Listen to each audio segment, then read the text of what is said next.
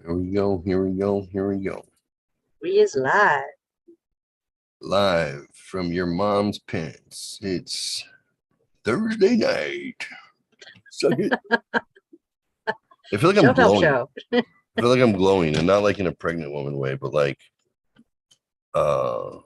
too much light. I don't know. They're a bit bright. Hi. We're gonna give a spotlight. I feel like I'm getting sunburned. Oh, blue light. Oh, there you go. Blue light special. Blue light That's special. Right. Oh no. Oh no. Too much. That's, too much. Yeah. Pink. Oh, rainbow. Oh. I'm gonna have a seizure. Let's not do that. Jesus Christ. That makes your cheekbones like woo. You know how many women would kill for cheekbones like that? Look like that. Women pay money for that shit. That's much better. Not flashy. Are you flashy? No. No, you're flashy. No flashy. Oh, no flashy. Just no pulsing. Stop. Oh no. Oh fucking no. Hello there, folks. Generally, we try to do this before we go live, but first, or we don't. We just don't. Calibrate my brain. Red light, orange light, yellow light, green light. No, that's green light. That's green light. Blue light. Blue light? Oh, there we go. Blue light. Your blue light special tonight, baby. It's not flashing. Holy shit. Sorry about that. We don't know why, but we're angelic tonight. We're gonna be good. Yeah, we haven't figured out what that means yet, but yeah. Tonight we're representing the ASPCA, and we just want you guys to never forget, in the arms of the angel, fly away from me. Oh my god, that fucking song. I wonder how much money she got for that. I feel like she lost a battle in court and had to give that song to somebody to ruin it. Now I can't hear that. I used to think of City of Angels. Was that the movie? Meg Ryan, Nicolas Cage. Yeah. I would think of that, obviously. I like Sarah McLachlan. Great artist. Mm-hmm. Yeah. Beautiful voice. Love that song. Just hate the commercials. That Jesus. motherfucker. Yeah. They ruined it. Look at these puppies. For just pennies a day, you too can eat puppies every day for lunch. You too can pay our corporate lawyers' salaries. And then broadcast. Right after that, sure enough, they'd be like, don't you hate it when your catheter falls out when you're in an airplane? Order now, pre-lubed catheters. I'm like, Jesus Christ. Ooh. What the fuck? And then the next one is like, you got diabetes. I'm like, Wilford Brimley. Those ones just went back to back for some reason. And then Tom Selleck sneaking in there. Call for your reverse mortgage. I'm like, do you need money, Tom Selleck? Do you need money? You're 75 years old. Still wearing the away already. I think I don't. Do you need the money? That's why I feel like certain ages of actors. I understand like Robert Conrad or people who haven't been on television for 40 years. That makes sense. You should probably go do reverse mortgage commercials. But Tom Selleck, aren't you still on Blue Bloods? Mm-hmm. Hasn't he consistently been on like highest rated shows since like 1978? Like, what the fuck? I don't. It just doesn't make sense to me. Because I'm like you're like, look, I'm super stinking rich, and then plus reverse mortgage money. Right. Like I'm confused. You needed that? Why? I don't know. Well, that's fuck you money. Yeah, it is fuck you money because you tell someone to get a reverse mortgage, they lose the value of their home and potentially leave debt to you. So you fucking it's not good for most people. Grandma's got plenty of, but grandma's got not enough equity, but grandma's got future equity and she's gonna be dead within 5 years. Sell your shit to somebody else and they'll pay you out of the equity. That's what that is. Yeah, because you're selling it off and you don't get to pass it down. Like Your the grandkids are not getting the house when grandma passes when she has a reverse mortgage on it. It Nope. just is not happening. You just sold it to BlackRock. Thanks, assholes. Yeah. That's but all that's in the fine print. All that's in the fine print. So if you're not top of the game, and if you're doing a reverse mortgage, you probably don't got the money to pay a lawyer to sit through and read everything. I'm just saying. Right. Just saying. So many people are getting smashed by it and just taken off guard. They don't understand. I have on my phone, I have an app and it has commercials, obviously. And there is one, and I'm trying to remember what it's for. Is it for misplay?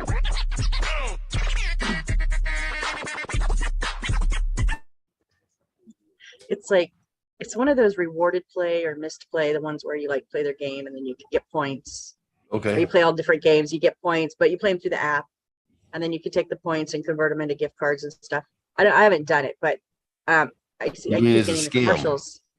It's a scam. Okay, yeah. And one of them even says, "It's a way to get our clicks." app. Yeah, use our app. So why would you use other apps that you have to pay to play? And I'm like, so I don't use them, but there is a commercial, and they're the funniest one. And every time I see it, swear to God, it's so freaking hilarious. And I have one app that I have to watch 14 little 30-second commercials in a row because I get points for my reading thing. But so I watch all these fucking videos, and there's one, and at first I honestly thought it was Channing Tatum. I was like, but he's in this pink tutu and pink leotard, and he's prancing around, and I'm like, what the fuck is Channing Tatum doing? It's actually not him, and I only know because I've seen it enough times now. I'm like, oh wait, it's not actually him if you look close. But I'm on my phone, so it's not that big, Right. But if you look really close, you can tell it's not exactly Channing Tatum. It's a Channing Tatum knockoff. Yeah, it's so close, and I'm just like, oh, I wonder how pissed he is when someone told him about that commercial. Right. Ooh. Yeah. Somebody acting like him in a pink tutu. Are they and allowed then he takes the gift cards and goes, and you get one, and you get one, and you get one. I'm like, oh, let's throw Oprah in there too while we're at it. Ooh, yeah. So I just picked an AR emoji of myself to share as a video, and it should be me dancing as a avatar. But it was right next to something that said anal.mp4. Oh, thank God. Okay. Oh, Lord.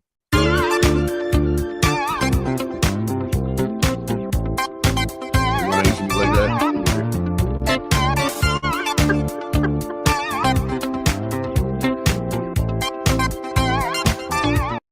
Yeah, boy. That's right. That's right. Oh my God. That's right. Wow. Welcome, show. New intro. That was good. You want me to make one for you? Yeah, I know you do. Sure. Yeah, sure. After I'm done with this reprogramming feat that I'm doing, maybe. What are you gonna do to see chat? Let's see. I have Twitch up. Oh, I can pull Facebook up. You want to check out Facebook? Yeah. I got a call from my buddy Charles Branson the other night when we were on. He called me. He called me on my cell phone. He called me on Messenger, and he called me on the cell phone. I don't really like to grab people from the public and bring them directly onto the show unless I have an idea what's going on these days. I've learned my lesson. Right. And, so we were wrapping up the show. Plus, sometimes the tone of the show is, it's going well. I don't want to mess it up. So I hit him up afterwards. I was like, "Hey, what's up, Chuck? You want to go on you want to come on the show or what?" He's like, "Next time." I'm super fucked up right now. I was like, "Good. I'm glad I chose to not let you through." Ooh. Yeah. Damn. She didn't hear me. She wasn't listening. She's distracted. Sorry, I'm trying to. Like an old married couple. But it's okay. I was reading what you wrote for today. Reporting period 30 minutes. Average handling time 180 seconds. Service level target 80% of calls answered in 20 seconds. Occupancy 90%. Shrinkage 35%. What is that for? Oh, I couldn't think of anything that I wanted to. I couldn't come up with anything creative, so I just copy and pasted some crap out of an Erlang formula, which is used for workforce management. Okay. And I put that there. Jeff Coy is on Facebook, and he says these halos are killing him. For angels. So Jeffrey says I have to wear mine all the time. Are you now. sure you want to start the stream? Ooh, no, it's a. So mine will be a permanent halo. Are you sure you want to start the stream? No, it's a horrible idea. It is borrowed. Hostile. Yeah. It is borrowed, just so y'all know. Are you sure you want to start the stream? Did you poo? No, it's a horrible idea. PMS is when you're hostile and angry, right? Is that how it goes? Is that what that is? I don't recall. I don't have to. Do you want to start the stream? No, it's a horrible idea. So I think I just found a WAV file from a promo that I did. I don't even know how the fuck it popped up here. Must have been attached to my OneDrive. It's a promo that I made from sound bites from a show that I did. That was, I think, the day I created the Dad Bod Biker Beard persona. Yeah. And then I took clips from the very first show I did with my kids, where I went over the 16 commandments of Poon. Right. Yeah, that's that beautiful, article. It was beautiful. Climax of the Realm. That's what we named that damn thing. That's hilarious. Oh, Jesus. Oh my God. Are you sure you want to start the stream? Okay. No, it's a horrible idea. Promo. PMS is when So you're hostile and angry, right? Is that what that is? Play it. I don't recall. I don't have to worry myself about that because my female friends who are on their period don't. Remember, I was trying out some new audio editing. Are you sure you want to start the stream? Stop share. I look green. I'm gonna throw up. A little bit, a little greenish blue. I don't have to worry myself about If you that can hear this. because. Ready? Are you sure you want to start the stream? I can't hear it. Can you? No, it's a horrible idea. PMS is when you're hostile and angry, Where the right? fuck can I hear it? Is that what that is? I don't recall. Okay, hold on.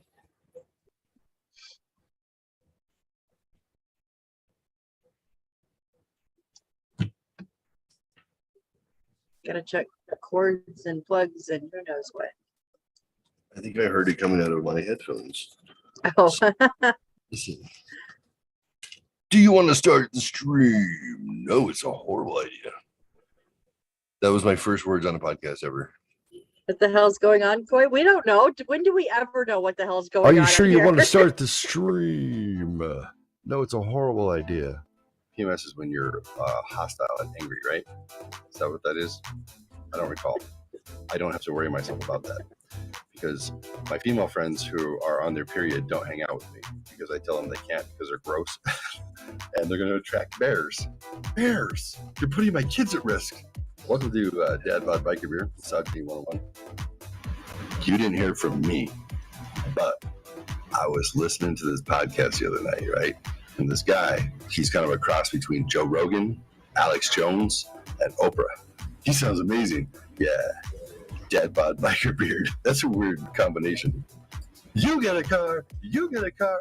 Building number 7, controlled demolition, guys. I'm telling you this. The Builder Group. And Joe Rogan. I got kicked in the head a lot. I'm not a very bright guy. I just like listening to people. Guys, here's my advice.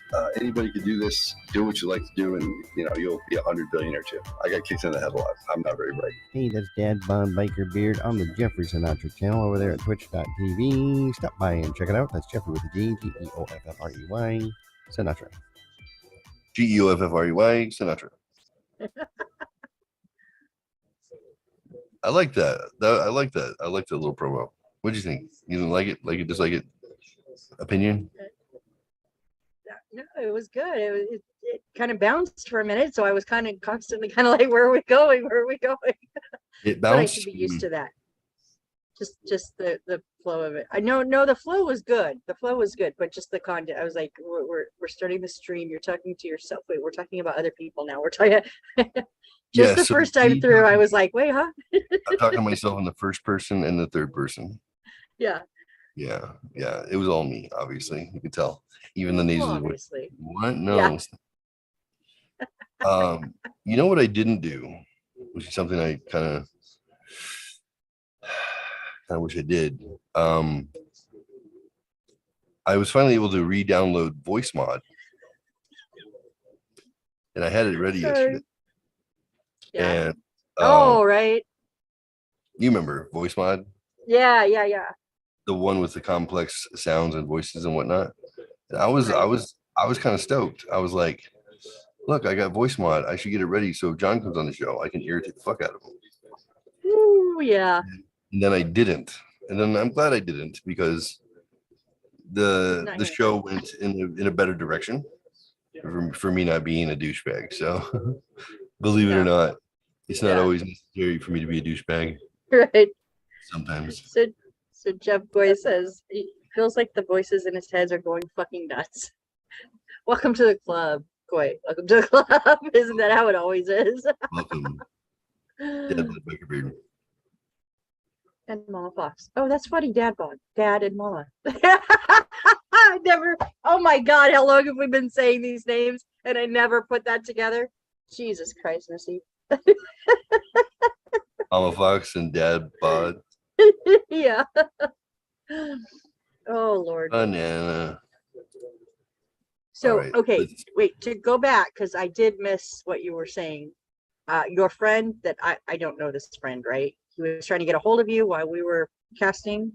Oh, you weren't. Is that right? To me, I'm sorry. all. I was trying to read. Yeah. But my buddy Chuck was on Facebook, and then he called on Messenger last 20 minutes of the show, and I was like, it's late. Was this Tuesday? Yes. Okay. With Matthew. Okay. And so I ignored it, and then he called my cell phone because he got my cell phone number, and then I ignored it, and it was like kind of like the night Michelle was looking for me. Right. Except he wasn't telling me he loves me and I need your sexiness or whatever she said, which I'm assuming is why she didn't come to the reunion. She was probably embarrassed. But I'm like, don't be embarrassed. Shit happens. Don't feed the ego anymore, ladies, please. You don't have to feed my ego. My ego is fed. There's a fat fucking ego. That's so true. This ego is obese.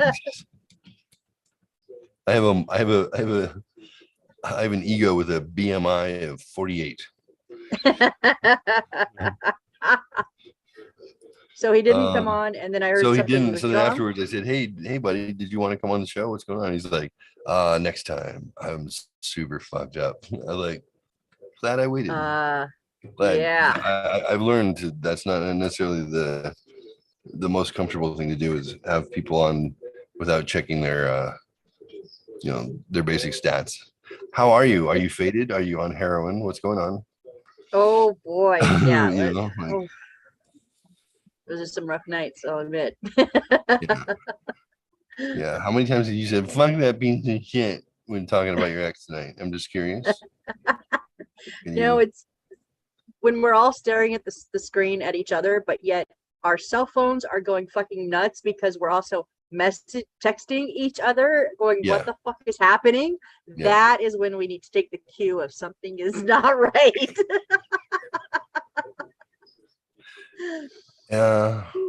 Is why.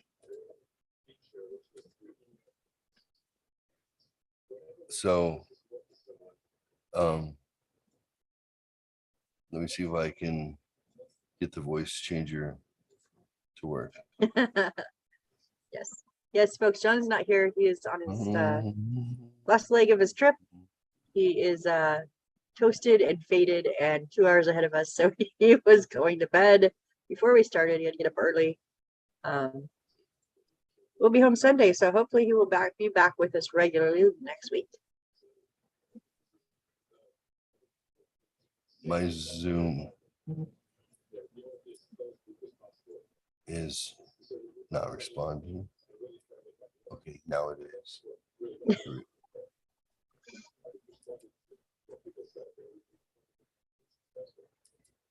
I think this is how I switch it. Hello? Goodbye. It didn't switch. I don't know what you're switching.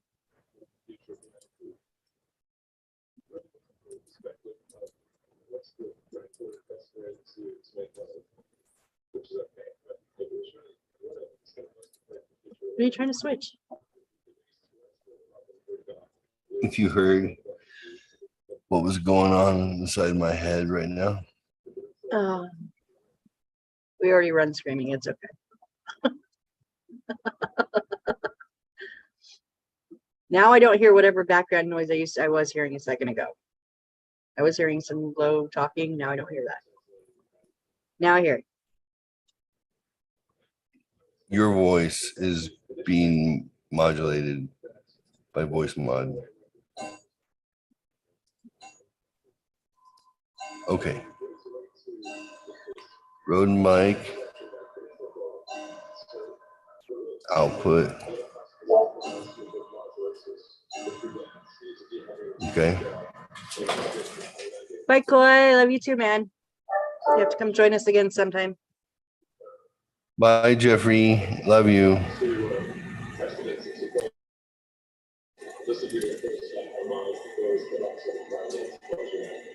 Jesus. I wish you could hear it.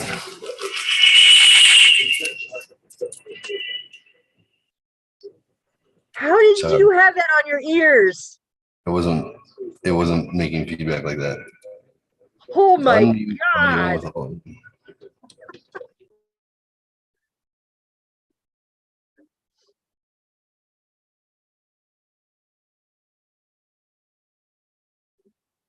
Now I can't hear nothing.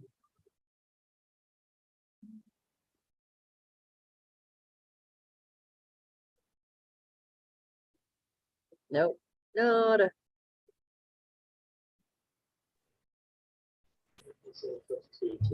we go.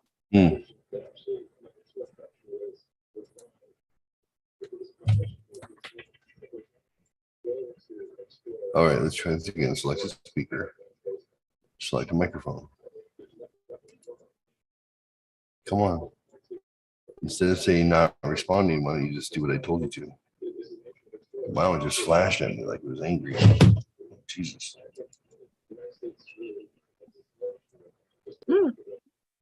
You okay? Yeah. We're just staring at each other. Are you? Like, no. I'm waiting for you to explode in a second. Fine, fuck it. Not doing it. Trying to change the voice mod settings so the sound output will come through there. No, you don't want to? No? How about there? Doesn't like that. How about there? There? Jesus. Open audio assistance, advanced audio settings, eliminate popping. Well, this is why I should do these things before we start a show. You know what? Best intentions, man. Best intentions. It always is, man. It always is. If people do not expect this from us by now, they're not paying attention. Oh, yeah. Oh, you froze. I think you froze. Oh, there you go. Oh, see, I'm making things not good. Yeah. I need to stop fucking around. Checking audio director. Somebody was saying tonight in my group, like she's a bit younger. She's like, no, I'm not good with like tech stuff. People just think her generation, which is like 20 something, early 20 something, that we're all good with tech, and I'm just not. And I was like, and people think that like me at my age should not be good with tech. I have no problems pushing every fucking button until something works. Right. I'm like, my brothers who, my youngest is 10 years younger than me, and so I almost consider them a different generation. Like they're kind of not, but they kind of are. So it's like they would bring their phones to me and go like, Missy, I something changed. I don't know what I did, and I'm like, Something oh, happened. oh, yeah. I'm like, okay, so what is it that's changed? And they would tell me like keyboard did this or that, and I just fucking will push buttons, and it's like if I break, but with the writer of if I break something, it's not my fault. I'm not a trained professional, so I will just keep going and going and going and go. I'll figure it out eventually. Like just fucking push buttons, man. And they'll be like, oh, I fixed it. Well, how'd you fix it? I don't know. I pushed enough buttons, it fixed. Shut up. Here, take your phone. Right. It's Don't do it again. Yeah, walk away. Enjoy it. Yeah. What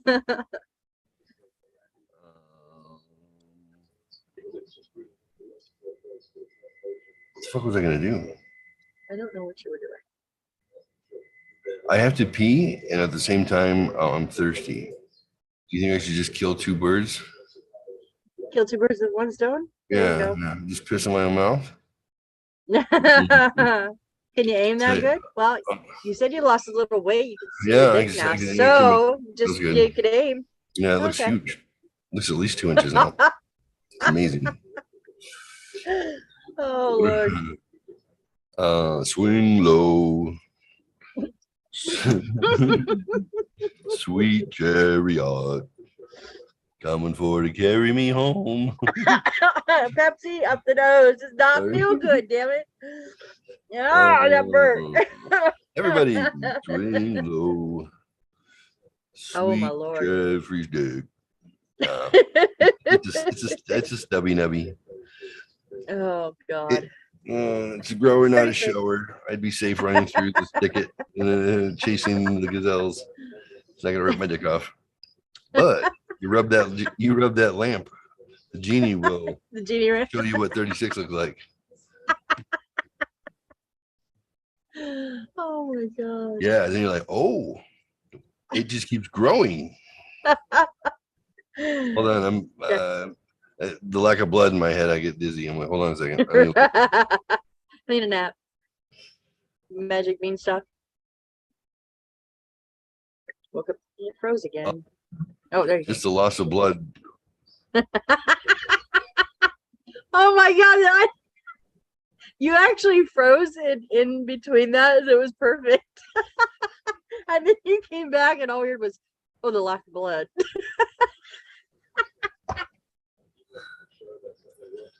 Oh my God. So, speaker view. That'll be you. I'm going to piss in this cup, and I'm going to fill it back up with ice. Oh, could you not? Could you just not? It'll be frothy. Not even say you did. Just don't even say you did. I'm going to blow the foam off the top. Oh God.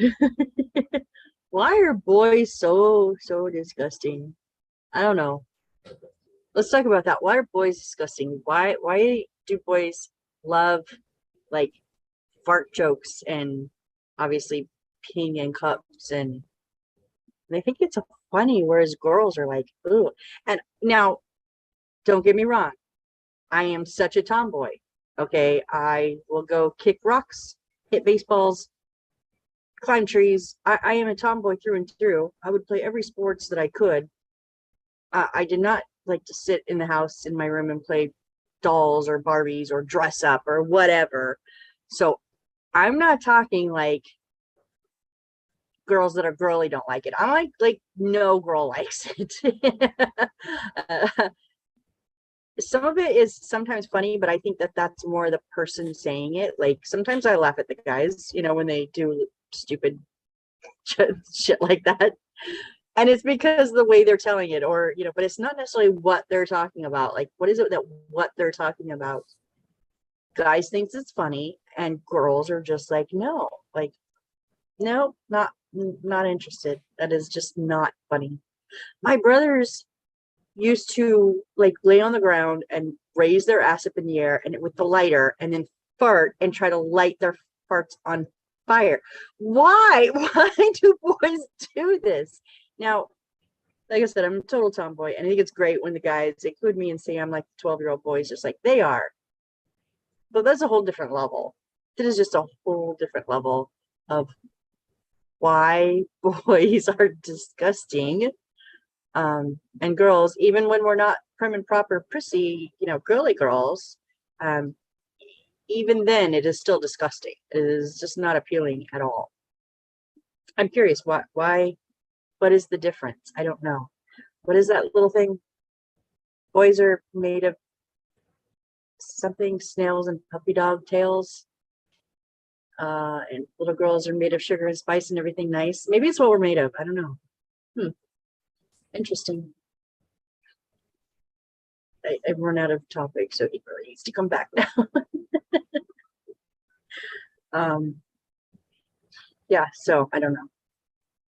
And I've always been around, when I say boys and boys, guys, whatever, I've always been with the guys, been one of the guys. So it's not like it's anything new. It's always like that. And it's just not ever something that has rubbed off on me to become funny. I still don't think it's funny. Just saying. I think the guys are funny. Just not the subject matter. I don't know. I don't know what the hell I'm saying anymore. So I will tell my story. Okay. Just one of the guys' story. So I was like 19 or 20, lived in Oregon. It was Halloween. And I think there was five or six of the guys. So we used to all hang out in the parking lot or at Sherry's restaurant in the back, big, huge booth, and 5 or 6 of the guys were all like, I could hear them talking about what they were doing as a Halloween prank. And I was like, well, wait, what are we doing? They're like, no, you can't go. I'm like, what do you mean I can't go? Like, of course I can go. And don't tell me I can't do something. They're like, no, we're gonna go. They were going to TP, the police station, but they were all wearing the camos. They're like, you can't go because you don't have camos. And I was like, follow me. I had all of us traipse out to my car. I opened my trunk, and my camos, flap jacket, pants, boots, everything was in my trunk, because that weekend before I used to bow hunt, and I had gone on a bow shoot. And they were like, oh shit. That was their excuse why I couldn't go. And I just popped their excuse like a bubble. So they were like, okay, well, this is the thing. We're going to TP, and then we're running like hell. And if you can't keep up, then we're leaving you behind. I'm like, that's fine. So we go there. We're in the park across the street, because the police station had cameras, had 2 cameras, and we were watching. Oh, Jesus. Nice. We were watching the movement of the cameras, the timing of it, to get down when we would run in and throw, the toilet paper and run out. And so we're in the park, at the edge of the park, and all of a sudden I'm like hearing zippers, and then I turn around, and they're all just lined up at this tree, peeing. They're just all taking a piss. And I was like, I hate you guys, because now I have to go pee. And they're like, you can go. And I'm like, no, I've done camping enough in my life. I know how to drip dry. That's not a problem. But yeah, I'm good. So we wait. We watch the cameras. We get our timing. We talk about it. We go. We TP. We fucking made a mess of this police station. And we haul ass out. And there was the point where we hit, and then we split it because we had different cars parked around. And of course, I blow my knee out.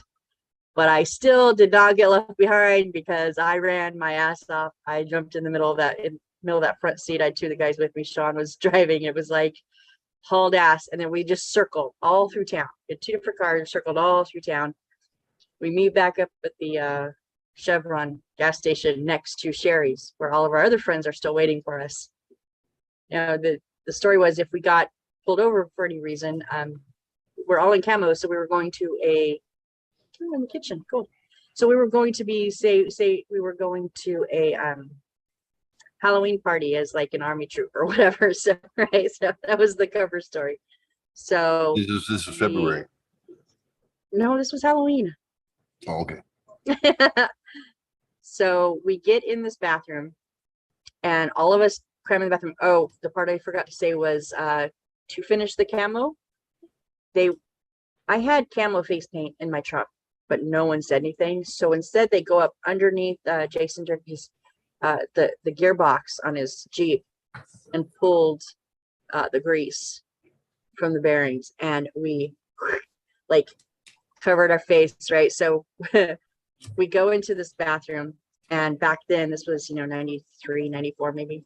They had the powdered soap dispensers. You remember those? The borax soap, right? So I kind of wait. So there's one sink and one toilet. That's literally the bathroom. So I step back and I let all these guys up at the sink, and I wait till they all get borax soap all over their face and everything, and I don't say a word, and then I go pee. All these guys in the same bathroom, and all of a sudden they're like, wait, what is that? Oh my God, Missy's peeing. And by the time anybody could get their eyes cleared, I was already done, zipped up, and like, oh shucks, you're too late. You're too late.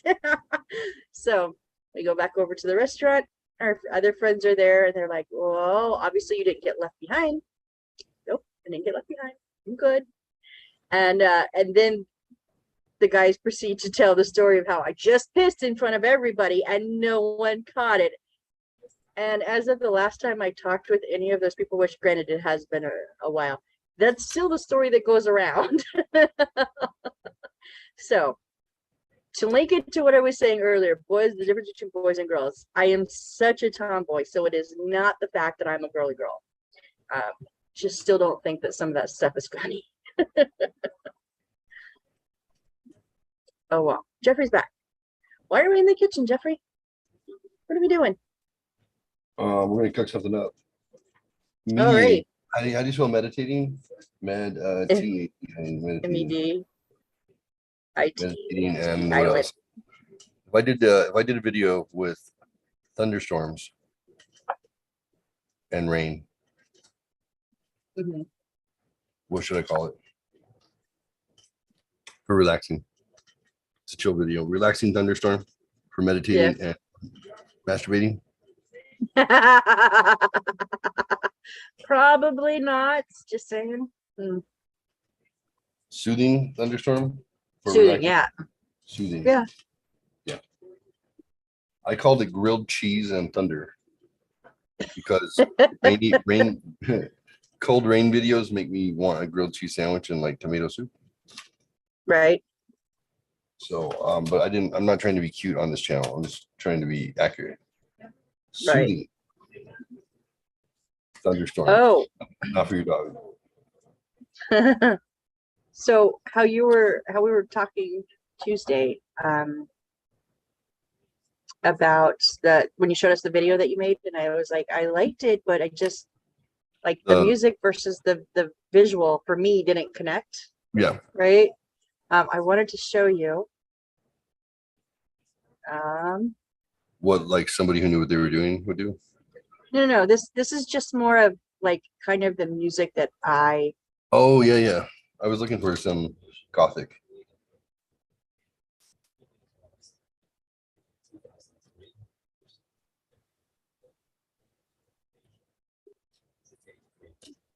I can't hear it. Did you click on share audio? Oh, hold on. I always forget that part.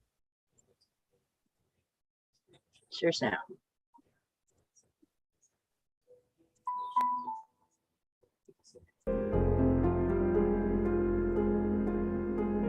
So this is like a.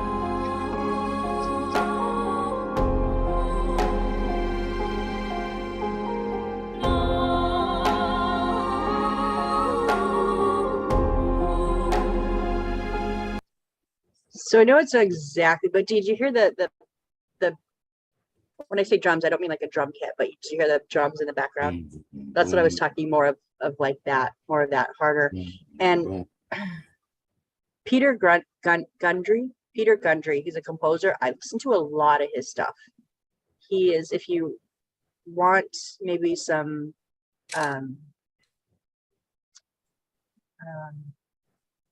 inspiration, maybe he might be a good one to look at. How much does it cost to license this stuff? I have no idea. I just listen to him on YouTube. But I listen to a lot of his stuff. He's really good.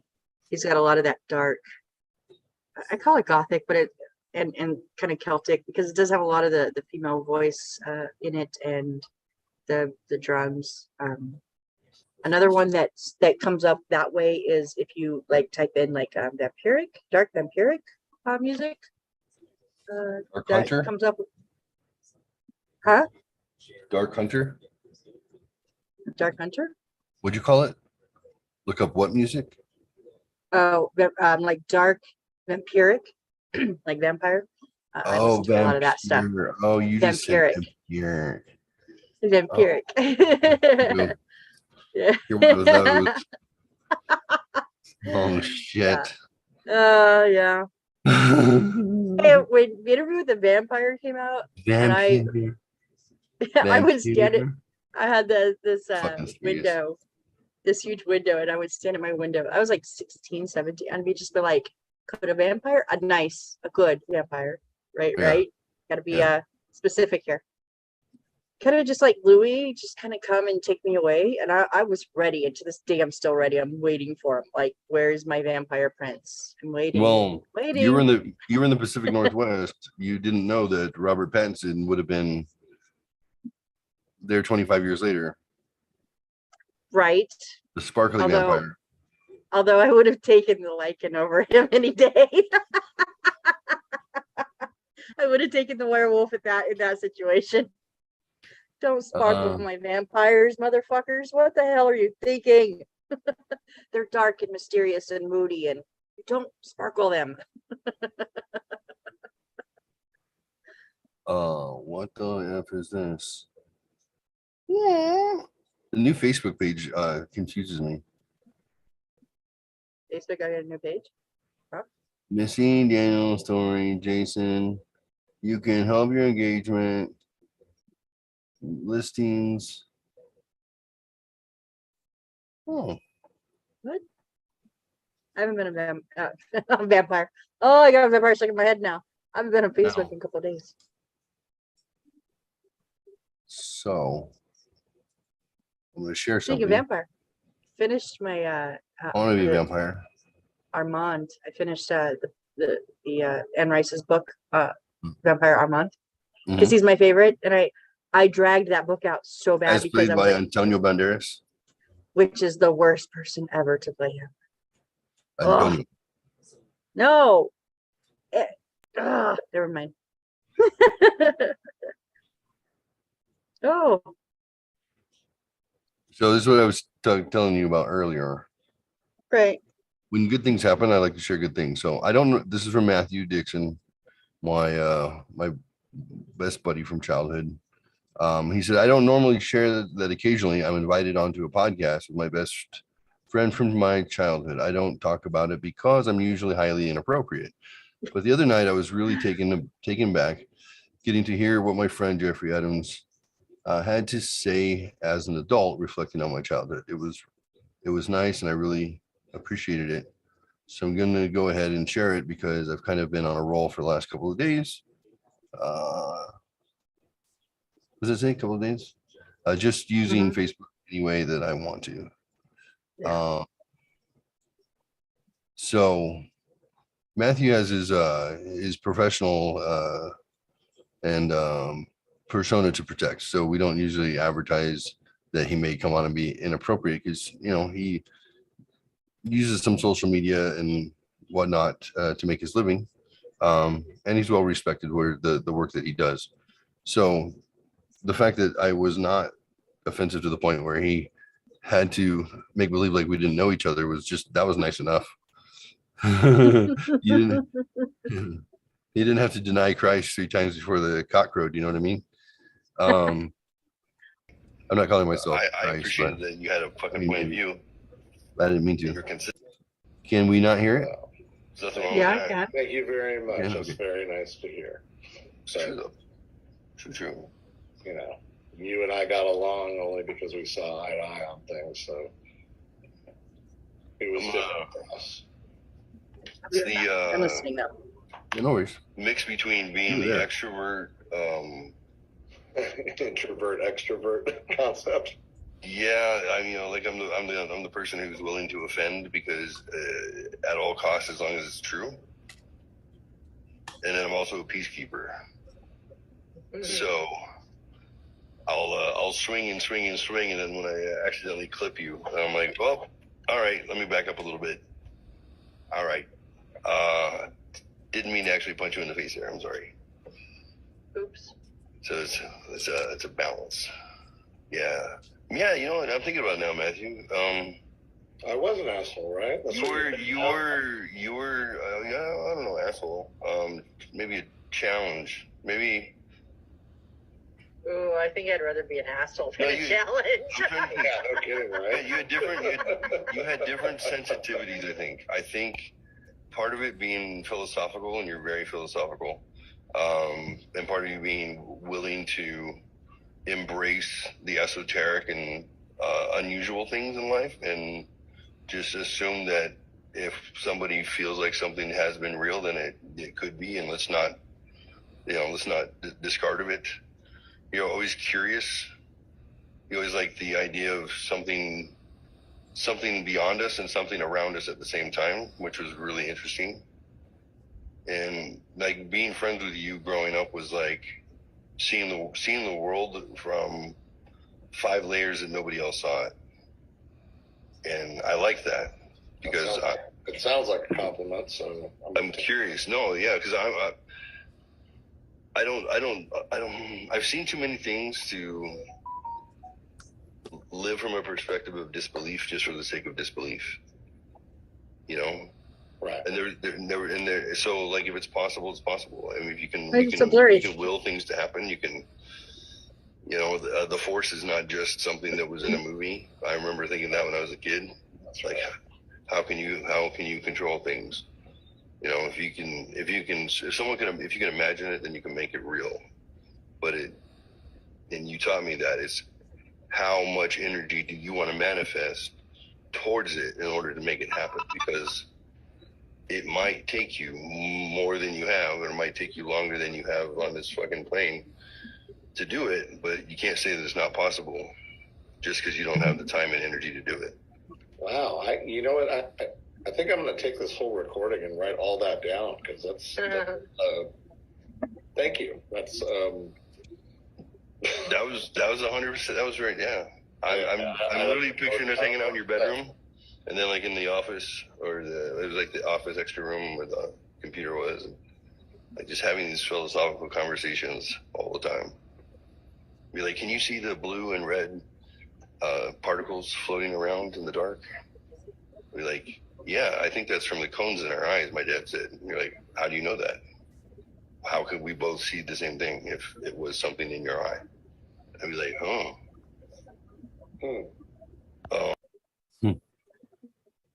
That's cool. Yeah, it was a good moment. I didn't know exactly why I felt compelled to even start talking about that stuff. I don't remember if he brought it up directly, but for some reason I felt like he needed to hear it, Yeah. I'm empathic sometimes. Mm-hmm. And I finished thought with him. I wrote it on his post. I said, as a philosophical and introspective only child, why does everything I do have to be behind a fucking camera that I have on my desk? Jesus Christ. Sorry. I'm always like trying to look over everything. Comments. Come on, Facebooky. You got this, Jeffrey. Fuck me. Click on the 5 comments next to the. All right. There you go. Here we go. As a philosophical and introspective only child, you were not raised in a situation where you had to constantly negotiate your point of view. You had the advantage of parents who allowed you to explore and investigate the curiosities in your mind without judgment. Where you may have thought you had weaknesses compared to your peer group and some aspects, you actually just manifested strength in those areas that other people are conventionally taught to disregard. only 10% or less of the population are actually visionary artists.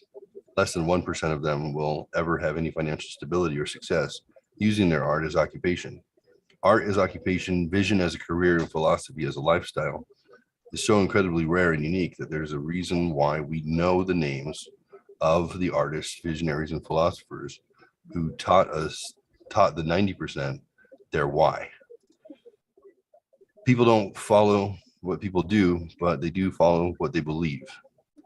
Life's journey is not about what you do, it's about why you do it. Well, my friend, I appreciate you and am always inspired by your why. Many of our greatest artists did not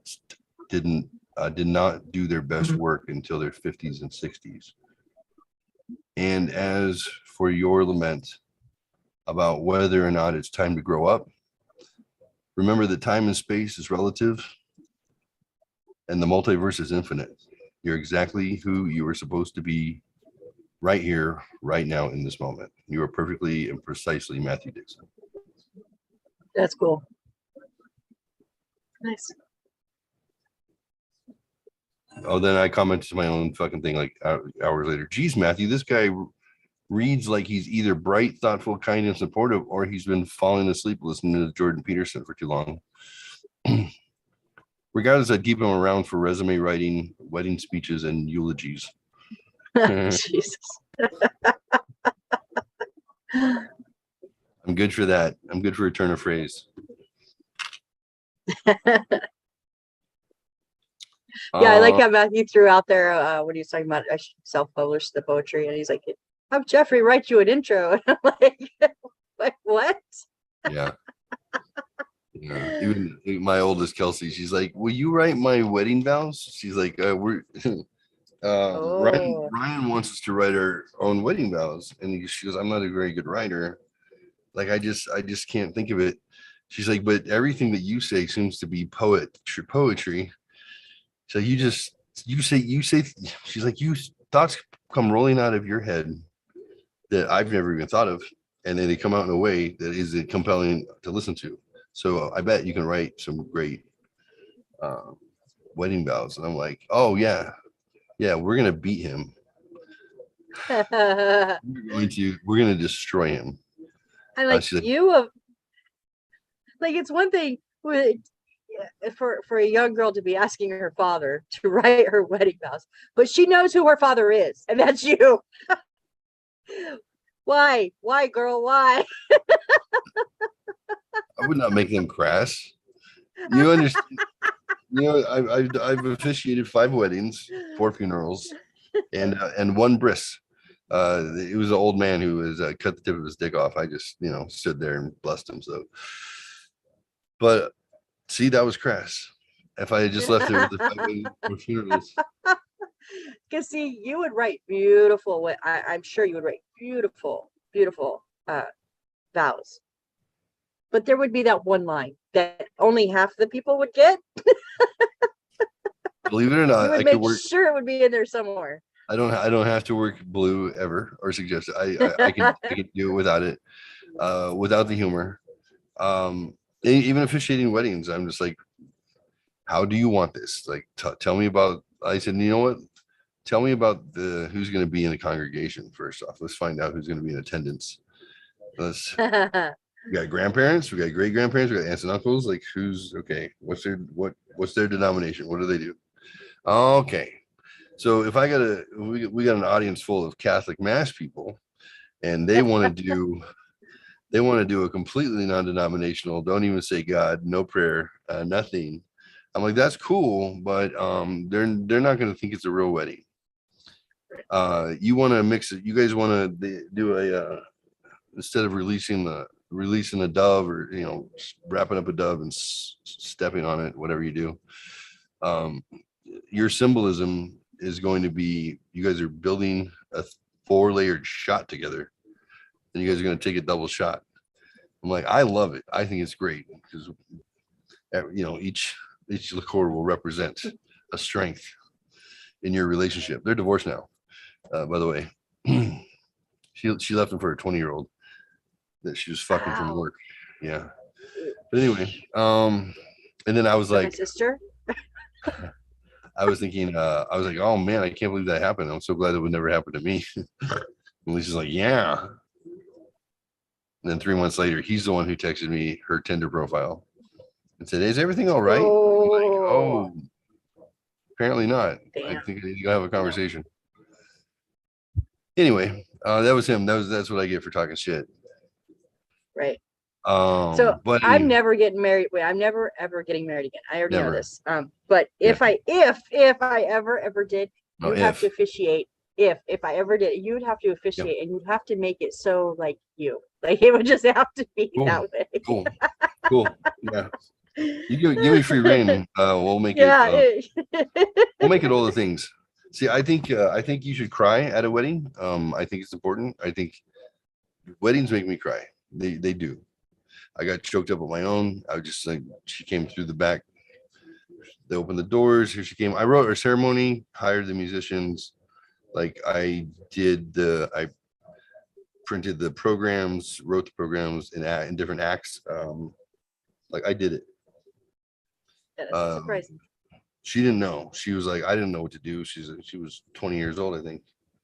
She was like 21, I think. Maybe she was 21, 22, 21, 22, something like that. She was young and, naive about stuff. And she's like, I wish I had known more. I didn't have a family that, they just went to the Catholic church and they did a 2-hour mass and then there you go. Right. She's like, you just showed up and you did the thing. I didn't realize there were so many moving parts.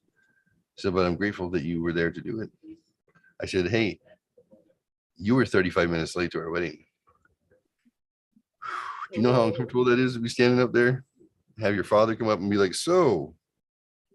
She gonna show? She gonna show or what? I said, Mexican time, Dad. Mexican time. They got the wrong pantyhose. They got the wrong stocking. They didn't get stockings. Her uncle, I think, or mom, somebody picked up full pantyhose instead of stocking for under the dress. That doesn't work when you're doing the whole garter. Yeah, you can't have like full over the butt pantyhose. Nope. So that was like the last thing she was gonna put on out the door, and they're just like, what the fuck? So they had to do a run to David's bridal. Like I said, no one could see your legs in the dress. That was the reception. I was like, that was the reception. Right. It could have gone pantyhose less or stocking less under the dress because no one was going to see your legs for 3 hours until we were at the hall, at the Masonic Hall, which is free. But anyway, what was I saying? I'll do your wedding. On my wedding, my first wedding, I got married. It's gonna be weird though. It's gonna be a little weird. Why? Well, because how am I gonna be the groom and the officiant? Smart ass. Yeah. On my first wedding, Daddy. I got married on. No. No. Such a good girl. Shut up. Asshole. Anyways, what was he saying? Is that the line? Your first wedding was I got married in Laughlin on the USS Riverside, their boat. So we had a room. So we're just across the river. We're like 20 minutes from our house, from our apartment. We forgot the flowers, so my bouquet and his boutonniere. We forgot him at the apartment. So my at the time soon to be husband, my now ex-husband, and the best man, they had to run back over to Bullhead to get the flowers while I'm in the room, and my sister and my mother-in-law, his mom, were there. Now I had planned my timeout. If any of you have watched this before, I'm a planner person. I had planned the timing of how much time I had to get ready and No. And as I'm like, okay, I've got like 20 minutes to go get in the shower. And then she's like, oh, I got to take a shower. I'm like, wait, what? So she jumps in the shower. I'm like, okay, I'm good. I'm going to go. No, my mother-in-law has to go get the shower. And I'm like, panic. What the fuck are you people doing to me? I worked graveyard. So I had worked all night, got home that morning. My mom showed up. We went and got our nails done. We were like half an hour late for that because I got off of work late. And then we went right over to the boat. So I had been going since the day before the afternoon, like when I got up. So I had been going this point over 24 hours, like almost over 20 hours. I was exhausted, but yet, that nervous energy was going to get married. We thought there was going to be a normal boat people, so we didn't invite that many people. And then to find out they canceled all the tours that at that time, and it was just for us. But there's a picture of me standing, and it wasn't like a big full wedding dress. It was just a simple like white slip dress, and I had a slip on underneath it, and I have a picture of me because the dress buttoned down all the way down the front, but it stopped buttoning about that much above the hemline, and you can see as I'm holding the dress, you can see right through that and see my slip, and I'm like, huh. So do I either wear a slip at all, or do you get to see my slip every time I take a step? Well, I tried it without the slip. That was not an option because it was going to be outside on the boat in the daylight. My parents, my grandparents, my aunts and uncles. Nope, not an option. I wore the damn slip, and every time I took a step, you could see it. I was so pissed. So no. I was late. But I was at the beginning of like, what are they going to leave? The boat's going to leave without me? I'm the fucking bride. They're not leaving without me. That was interesting. You were pissed. I was not happy by the time I got to that boat. If I could have chucked my mother-in-law and my sister overboard, I probably would have. And then of course the guys, because they have to go back get the flowers, they have a beer or two sitting at the apartment. What the fuck? Wait, what? You were supposed to be back. Excuse me. And an hour later than you were supposed to be here. Yeah, so that's okay. Oh, we took the captain like. So it went swimmingly well. That's good. It went swimmingly well, and then they had champagne for us, and we didn't know this at the time why my youngest brother was acting so weird towards the end, till we watched the video afterwards, and we saw my husband pouring his champagne into my brother's glass because I told my mom, look. At the time, I said, I'm only getting married once. Let him have just a little bit of champagne, like let him have it. We're in water. The captain said it was okay. It's okay. So my youngest brother was toasted by the time we got back to the dock. My grandpa wants to know why he didn't bring his fishing pole, because that's all he wanted to do was fish. Oh, wow. And then we go to dinner. Me, my parents, his parents, we go to dinner there. And honest to God, we didn't even consummate the marriage that night. By the time we got back to the room, we were so fucking exhausted. We just laid down and went to sleep. Woke up the next morning and went, well, that was fun. Glad that's over. That's funny. Yeah, we're married. Rebecca asked me the other day, which was interesting. She said, so let's assume we actually get married someday. She said, if we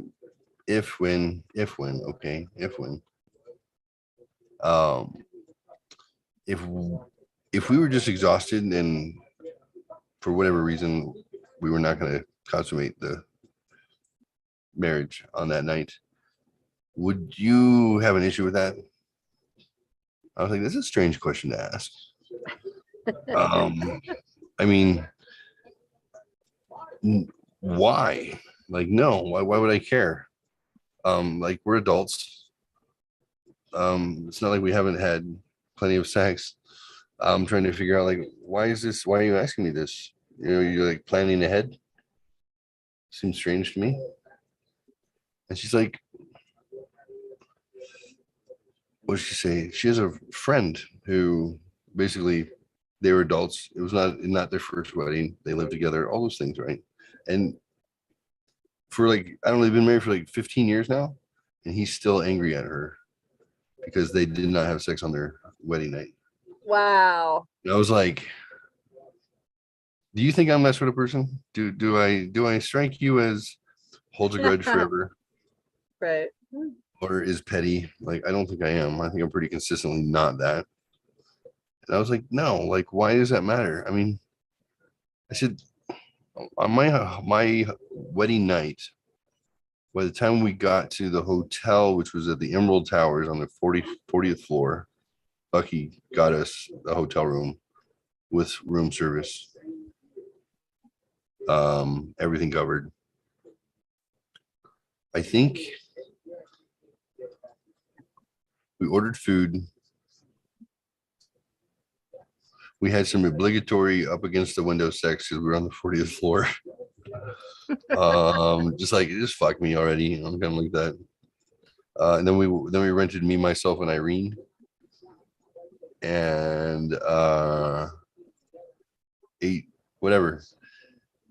I think I ate a burger, drink a little mini scotch that I got on Bucky's tab, and passed out. Yeah. Yeah. So I said even the sex was like the movie was better than the sex. Scotch was better than the sex. I said I remember we were kind of like negotiating it, like, do we have to really? I'm like, maybe we should try. I don't know. I don't want you to have any regrets, you know. But you're right. By the time that's all done, said and done, you know, you've been going for like 18 hours, and it's a in high intensity 18 hours. Yeah. A lot of emotion. There's a lot of stress. There's a lot of things. You're just like, who has time to fuck? Yeah, I was at like 32 hours or something that I had been up at that point. Jesus. Yeah. So you've been nuts for a long time. Oh yeah, for sure. I thought it was new. No, nothing new. No. This is not anything new. Oh Lord. I don't think I have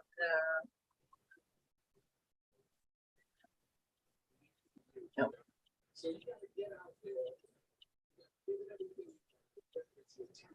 I thought maybe I had pictures of running, but I don't on the computer. Okay. Oh. Never mind. But I didn't know it was gone. Oops, wasn't looking. I gotta show you something actually. Okay.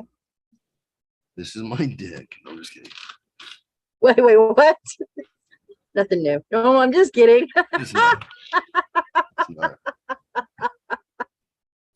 So it's like something old, something new, something borrowed, something blue. Yep. No one should ever refer to their penis like that. Why is it blue? Might have a problem. All right, let's see. We'll get us out of immersive It's real quick. called Let's get out, called get blue out. balls. Yeah, it's called Oh. blue balls, and it's not literal. It's not supposed to be, It's anyways. not. I looked. They're not actually blue.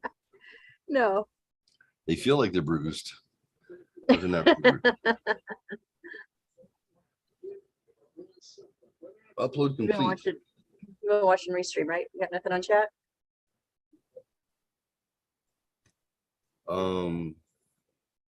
Choose virtual background. Turn off video. Choose virtual. Turn it off. Turn it off. There we go. And then we'll spotlight me.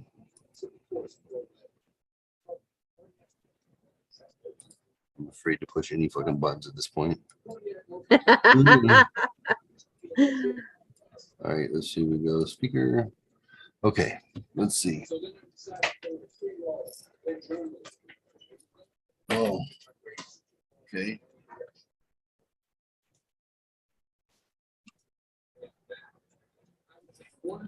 No fucking way. Ah! Oh. No.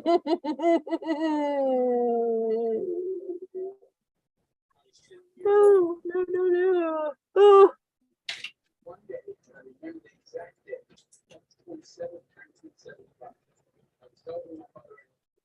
What the hell? I didn't see that. That's the My Buddy doll. We can't see it because your chair turned.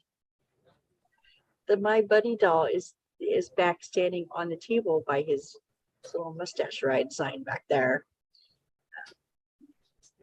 And those of you that don't know, this is he bought this off of eBay. He spent $50 to get this. What is it? A 1984, I think, My Buddy doll. 85. 85. Okay, it's an 85. It didn't even have the socks and the shoes. And according to my mother, the socks are the hardest things to keep. And then he proceeded to buy what, like 3 different outfits for him. Yep.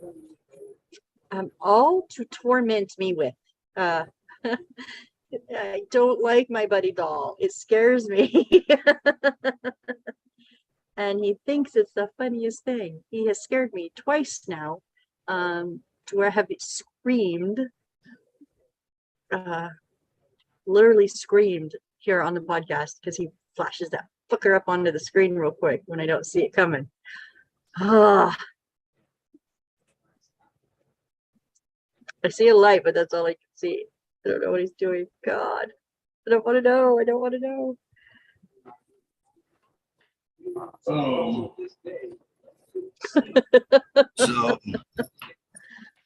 yeah, spotlight. Can't see him from that angle. I No. Right behind my fucking chair. Yeah, yeah. Jesus. Here we go. Oh. Here we go. Oh, yeah.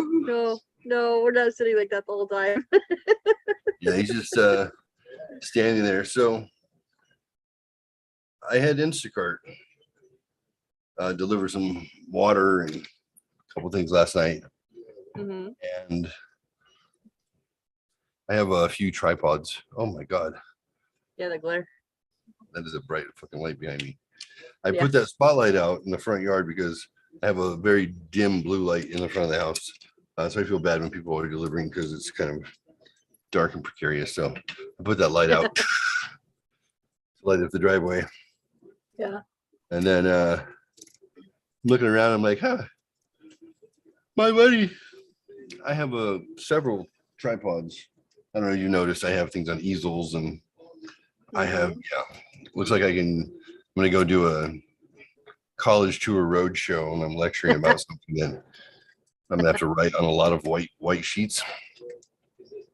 So I was playing with this one and it goes up to like 6 feet tall, but it's small. It's for like a Canon size camera. I bought one for my daughter. I think so. I bought 2 of these tripods because you need them. Need 2. And I collapsed it down and I was like, huh. I wonder if I can use this. So I kind of took some pieces apart and then hung him by his straps. Oh, yeah. I was like, look at that. Looks like he's standing there. And I put it on the back of the couch, facing the door. Facing the door. So I want to see if whoever delivered might not Scoot your shoulder back over. Scooch a little other way. Yeah. Sorry. That I should have put it on a Alexa, something or other. I took a couple of pictures of my buddy through the screen door. Oh, so I can show you, just in case. I want to see if I can make anyone a little uncomfortable. So I think it worked. Well, I mean, coming to the door. What they do. I want to be all nonchalant. Well, I'll show you what it looked like through the door. Oh no, fucking! Oh my God! Oh fuck no! I'd be like, here's your water. I'm out. So, yeah, that was the view. Ah! Oh my God! Oh. So I was like, yeah, trying all these filters. Oh, I saw that.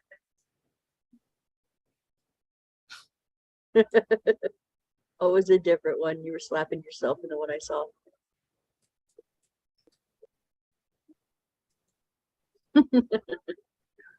So I get excited about stupid shit I do. Yeah, so I thought that's pretty fucking creepy, actually. That is. Oh, that is so bad. Just the way his head is, like all old. What do you think? Like the one where it's like that one? That one, yeah. Yeah. Oh, yeah. God. Oh. So the guy comes up, is the guy, Troy. Hey, you got your stuff. I was like, thanks. And he goes, that's fucking creepy.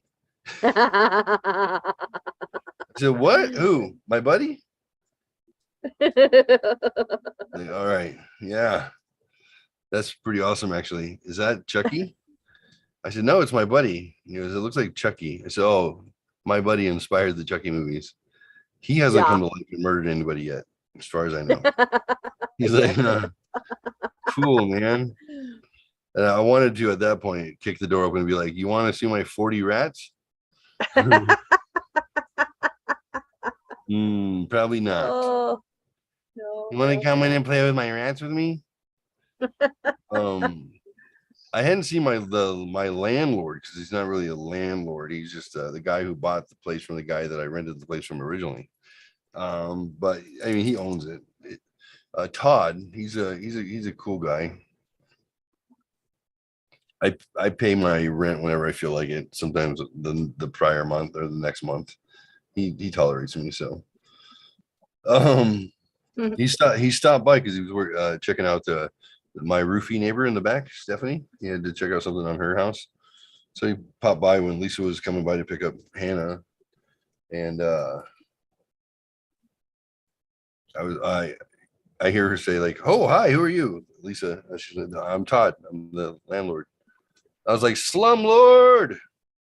And I went out front.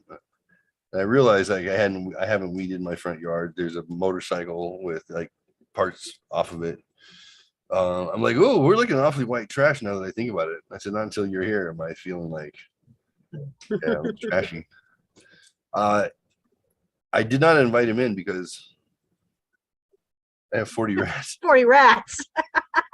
I mean, I never paid a pet deposit on my dog and the cat, and they both died here, so I blame him. Liabilities on that guy. But yeah, for some reason I felt like, even though Hannah and I had just cleaned the rat cages, so the house doesn't stink, which is nice.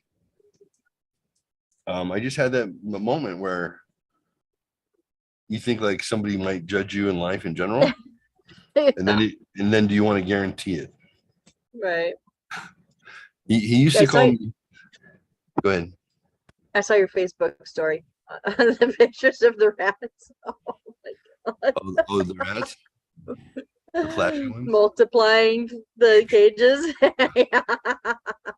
Yeah, Rebecca saw it and she goes, yeah, those rats and all that rat shit on the ground. I said, that's not rat shit. Those are sunflower seeds that they already ate. They spit them out. They spit the shells out. She was like, oh, thank God. When I was thinking about it, I was going to sweep up the shells before I did it because it would look like that. I said, rats are very meticulous actually about cleaning their areas. I don't even know when they do it. The cages that they're in, obviously you can see they're big. I mean, shit, there's like 20 rats in each one. So something like that. No, because that's not true. I have 3 females, mom and 2 daughters by themselves, 3 females and a batch of 7 pups. Another 7. So that's going to be like 50 rats that are 3 weeks old. And then I have 4 boys over here because I spread them out a little bit. So I got my original 2 plus 2. They're happy. And I got, so they're not all quite crammed into the single condo, but I was thinking about putting all the boys and girls together and let's just see what happens after a year. I want to see, can you really make 1 million rats in a year? That'd be amazing. Oh my god. Let's not do that. Yeah, I'm gonna move to Victorville with Rebecca, and I'm just gonna put, I don't know, 100 pounds of food in the middle of the floor, open the cages, and then just go. Just leave. Just go. Oh, Make sure that the tub is full of water, and let's just see what happens when someone comes to check in like 6 months later. Ooh. Fucking imagine. You're in Victorville and you see, newsflash, we have a rat infestation in Tucson. Yeah. We don't know where it started or where it came from. Suddenly they feel compelled to adopt them out across the country because obviously he's a breeder and it got out of control. You're just gonna sit there and look at Rebecca and go, I don't know. Yeah, I don't know. But when me. Oh my Lord. So Todd's like, hey, so do you need me to come check anything? I'm like, no, especially not the inside my living room. No, well, it's just good. How's that air conditioning? I'm like, it's cold. It's good. Like it. Thanks.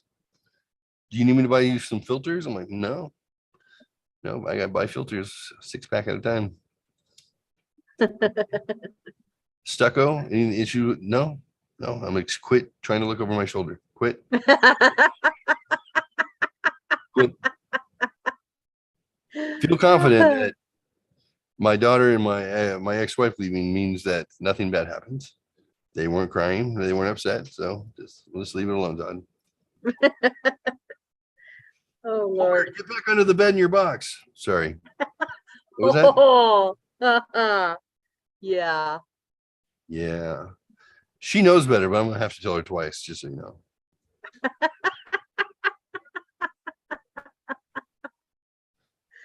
Oh my That's God. different.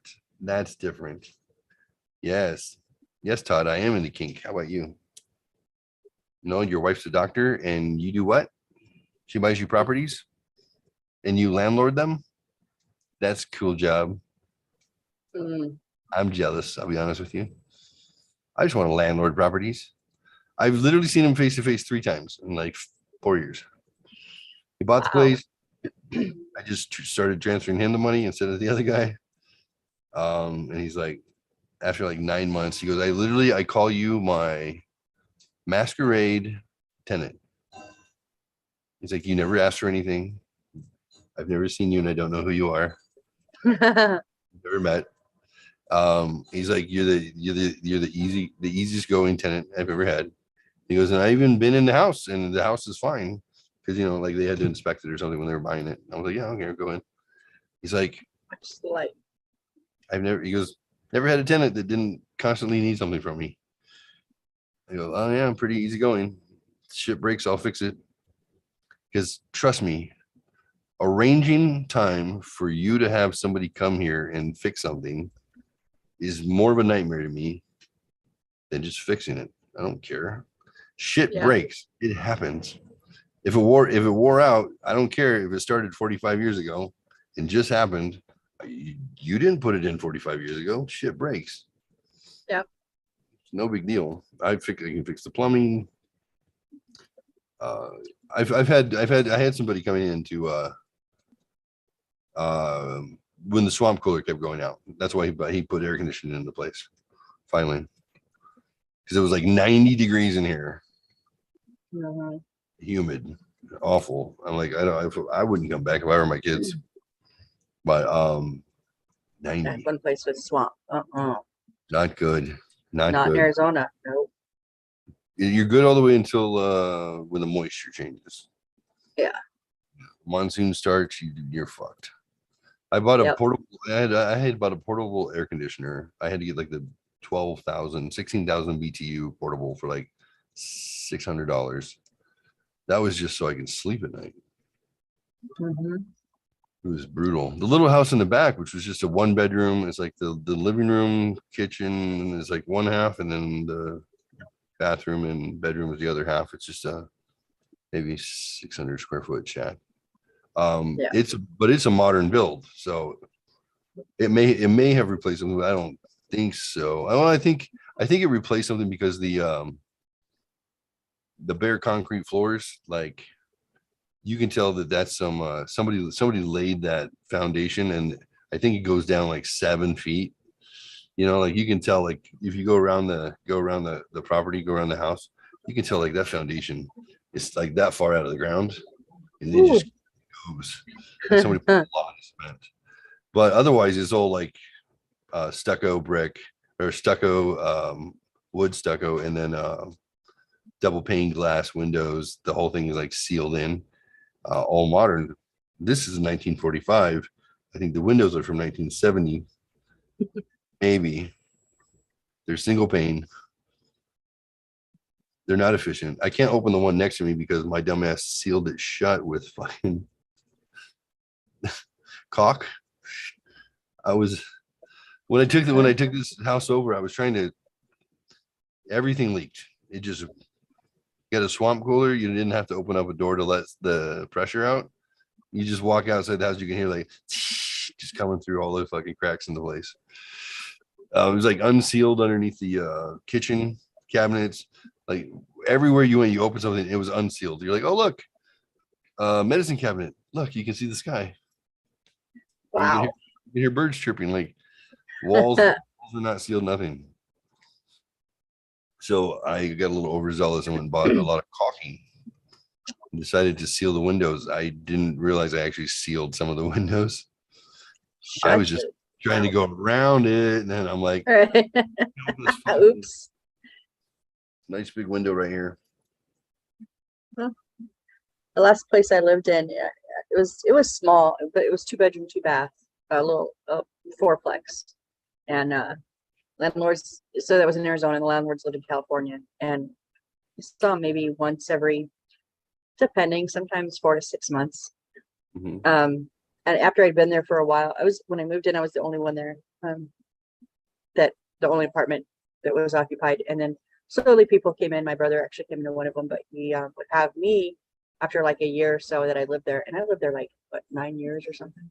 I would take the applications and I would, send it to him. And I took care of everything so that he didn't have to always come down there, because it's like a 6-7 hour drive for them.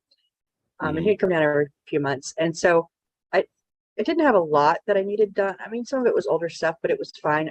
I paid $450 a month. Who gives a shit? It wasn't in the greatest part of town, but it wasn't totally the worst. So it was fine. And it was what it was. And it is what it is.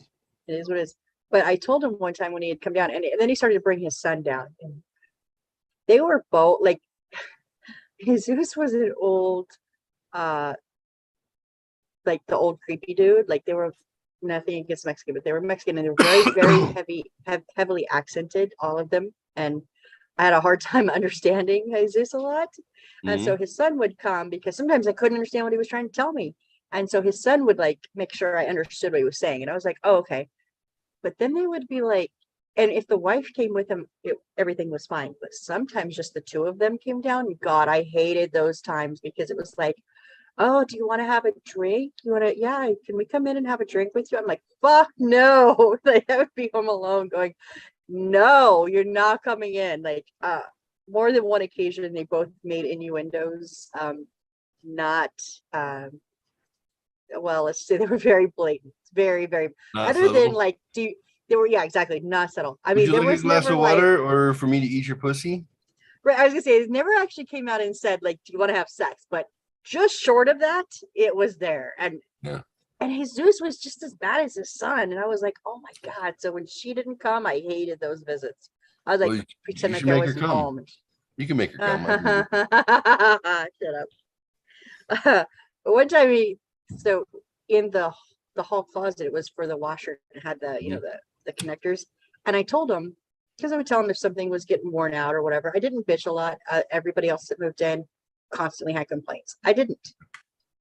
Once I took care of a good deal when you whatever, got a good deal, right? Exactly. Like, I paid $650 for the place behind me, and then $850 for this place. And this place, they could kick me out and rent it for $1,600 easily. Exactly. So I didn't bitch a lot, but I did tell him the hoses that connect the cold water were like getting really, really brittle, and I could tell. And I said, so this is the only thing that, I think that needs to be replaced, like, and soon, because it's getting really bad. It's not leaking yet, but I could just imagine it's going to start leaking at any time. And he was like, okay, well, it was late at night. Home Depot's already closed. They were leaving. They were driving back home. He says, but next visit, I'll have all the stuff to fix it. And I said, okay, I just wanted you to be aware. Shit you not, like, what, 2 weeks later at the most, I wake up in the middle of the night, me and my son, just this raging water sound. What the fuck is that? That whole hose had popped and broke.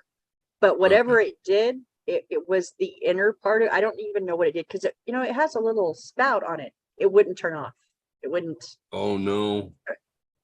We were out at the main water shut off, outside at the street, trying to shut them off. Well, they lock all that shit up on our street. We couldn't get it. So I'm calling him in the middle of the night. He's calling the water company because it's not in my name. I can't even make an emergency report. All this craziness. By the time we finally got the water shut off, our place was like 6 inches of water the whole the whole place flooded. That's So he said, he's like, so he called, you know, the water restoration companies, like it was an emergency call. So it was a big money because it was the middle of the night. And honestly, he was just going to leave us there. And it was the guy that came in that owned the company that was like, you can't, he wasn't going to do anything. He was just like, just dry it out. That's what he told him. Just dry it out.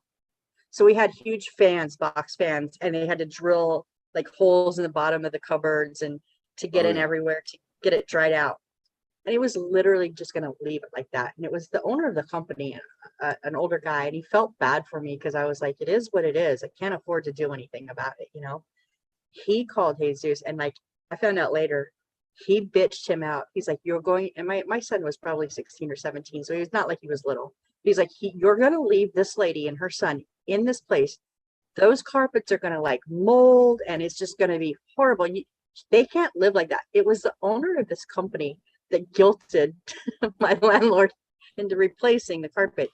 But the shitty thing is they didn't replace the padding, just replaced the carpet in the living room only. And then said, well, I have enough to do the hallway, but I don't have time to do it. And so here, I'll just leave it. Just left it. I ended up cutting that shit in myself like 2 months later when no one would do it. That's fucking nuts. It was bad. So after so many years there and all that shit, I was like, I was done. So I was like, well, here's your key. I'm not even giving notice. I'm literally moving in 2 days. I'm done. But for what it was what it was. And for a long time, that was what it was. Home. That's what, yeah. It was what it was.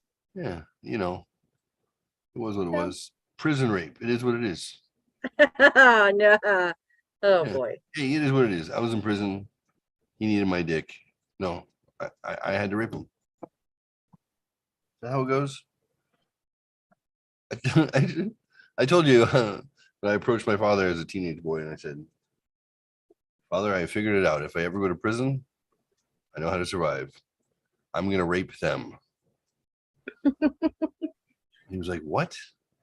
I said, yeah. They might think they have the upper hand, but I'm just going to be like, no, I'm going to turn it around on them. No, I'm raping you. I'm raping you. As long as I just keep my confidence and just keeps trying to put my dick in their ass, and I'm going to understand that I'm in charge. Oh, like, Lord. What is wrong with you? How about let's not plan on going to prison? How about that? Yeah. I said, well, okay, so either I got to rape everyone who thinks they're going to rape me, or first day in, I've seen the movies, take the biggest guy, beat the shit out of him, make him my bitch. Establish immediately. I'll go to the hole for like 60 days, but that's fine when I come out. You'll be top dog. Be a fucking hero. Oh. Like, yeah. Or don't go to prison. Right? Like, Dad, but what if I get set up? He's like, that's not real. It's not real. It's not. I'm like, I think it's real. I think these people get set up. Like, oh God. That's so funny because I was sitting on the porch with my parents last night and we were actually talking. I don't know. My dad brought up something about prison. And I was like, no, you know what? I could do okay in prison. Oh, that was out of my room. He's like, in your cage? I'm like, yeah, my cage. It's my cage. Only there's no lock on the door. I said, but honestly, I could do okay in prison as long as everybody left me the fuck alone. And the library cart came by like twice a week. I'd be fine. I could just stay in my cell, leave everybody the fuck alone and just read, and it would be fine. And then he says something about, well, yeah, you're told when you got to eat, you're told when you got to pee, no private, bathrooms, no private showers. I went, well, wait, hold on. Okay, maybe I wouldn't do very good in prison. I said, but 72-hour hold in a mental hospital is kind of sounding like a mini vacay. So maybe I'll just go that route. They have private rooms, right? My mom just looks at me like, oh my God. I was like, yeah, what? It would just be for 72 hours. It wouldn't need more than that. Yeah, no biggie. No You biggie. just want them to hold you long enough that you can get some rest. Exactly. No big deal. Yeah. Oh, Lord. Oh, private. Uh-oh. That's private. My privates, I said, my privates. Oh, your privates? Yeah, let's talk about them. Maybe let's not. I need to shut that light off. 36. That's all I can say about your privates. 36. That's all I don't know about them. Dude. Oh, man. Fucking Hunter. Hey, mom. Guess what? What, Hunter? My penis is pretty thick. So he was like 14. He started saying shit like that. Yeah. Yeah, right about the time I moved out, of course. She's like, do you know what your son said? I have no idea. No, I don't live there. He's just like, he keeps talking about his penis a lot. Like, oh, yeah. Well, you know, he's a teenager. He says, it's not appropriate. We have daughters there. I'm like, they need to learn about dick too. They'll be fine. If he's not accosting them or whipping it out, then they're always going like, Hunter, you're gross. You're gross. And he like reached through his chonies and underwear and be like, thick. And then he's like, he goes,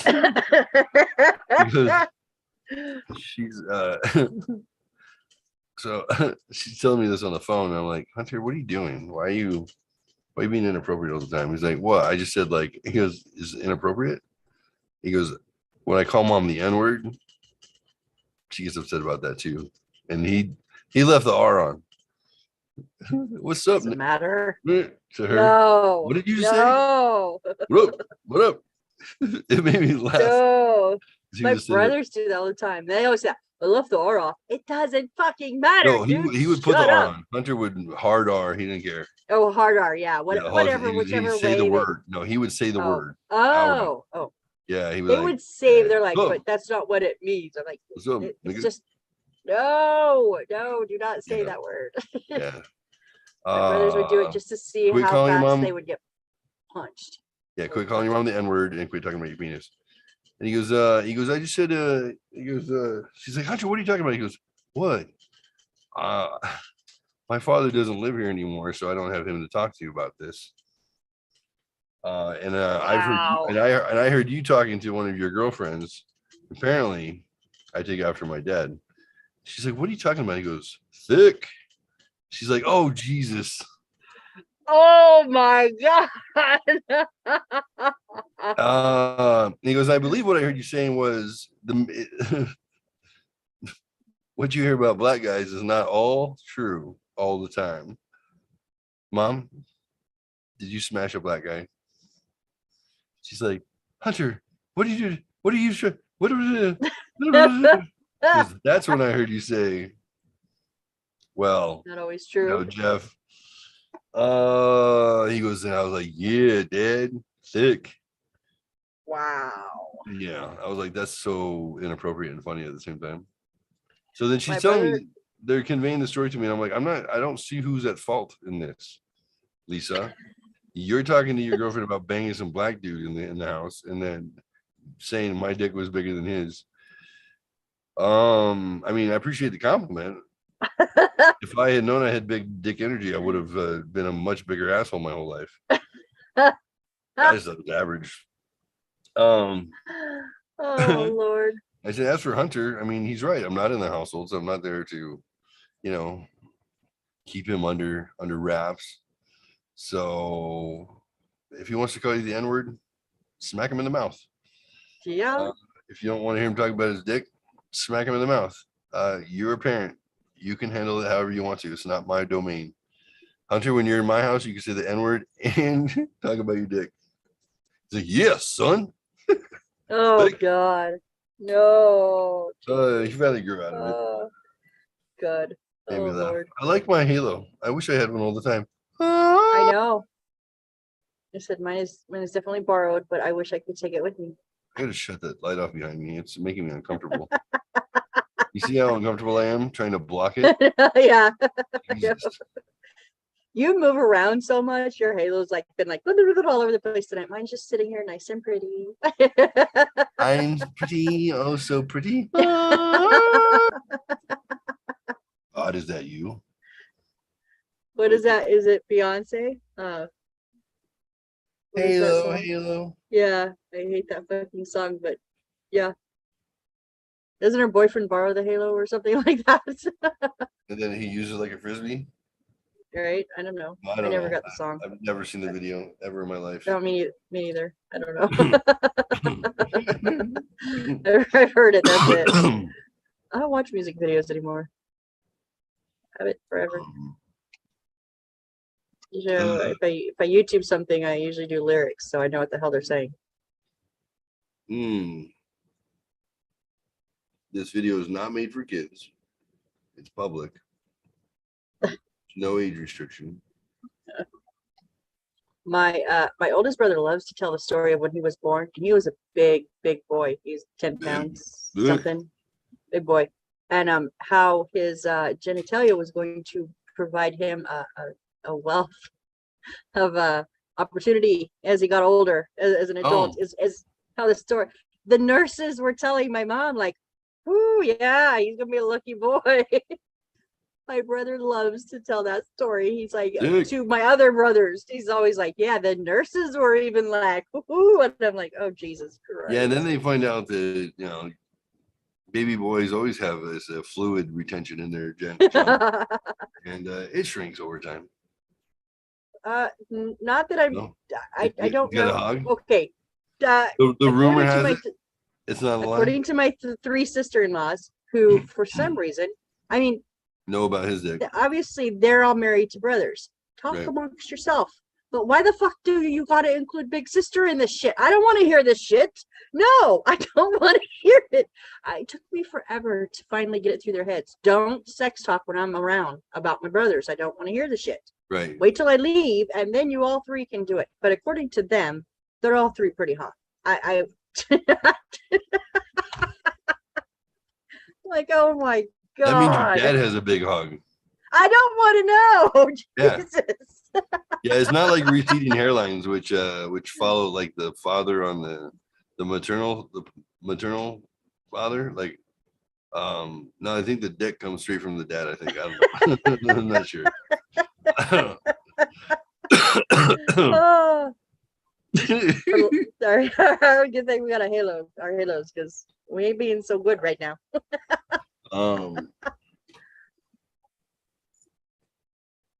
Thanks, Dad.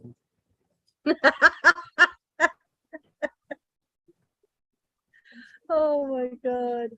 This episode brought to you by Daddy Dick. Ooh.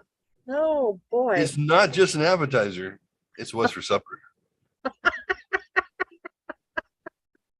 Daddy Dick, get yours today. Where Daddy Dicks are supper. Sounds like a Dicky Doodle I need to make. Daddy Dick. There you go. Yeah. You can't just eat one.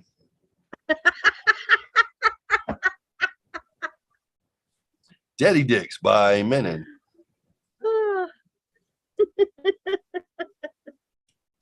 Daddy Dicks. 4 out of 5 dentists recommend Daddy Dicks of those who chew gum. What's another commercial tag we can do? Daddy Dicks. I fucking by Menon stuck in my head now. By Menon. I saw Carrot Top interviewed, and he convinced. Carrot Top tells a story where he convinced Gene Simmons from Kiss. He says he went to Vegas. He moved to Vegas, and then Gene Simmons invited him over. He's showing him like all of his merchandising stuff, and he's asking like him like, "What do you do? Like, I mean, you know, as a comedian, what do you sell? Do you have merch? Do you have this? Like, you got to get in business. You got to own a piece of everything. You got to do, you know." And he's like, "No, I don't do any of that stuff. I don't know." He's like, you don't invest? You don't?" He's like, "No, like none of that, like not at all." And he goes, he was like very disappointed in me. And he goes, "Well, so I mean, other than doing your stand-up bit, like, what do you do?" Like, he's like, "Well, I wrote a jingle years ago when I was a kid. I wrote a jingle, got picked up, and you know, it creates a passive income. I've been getting paid for it my entire life." He's like, "What is it?" And he goes, "I don't know if you heard about it, but it's by Menon." He's like, "Seriously?" Like, "Yeah, that's incredible." Like, yeah, people don't know that. It's not gonna be like, "It's Carrot Top," you know. He's he writes these things. He's like, wow, that's pretty incredible. No shit. He's like, do you got any other ones? He's like, well, yeah.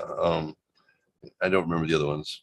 Brings up a couple of other obviously well known. It was like the Certs commercial with Retsin. He goes with Retsin. He goes, Search with Retsin?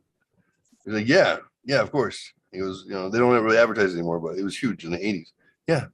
You came up with that? And he's like, no, I didn't. And I didn't come up with by men either. He's like, what? Motherfucker. By men. Oh my God. So funny. Oh, so I was waiting for that tagline. I figured that's what was happening. That fucking light. That damn light. Damn light.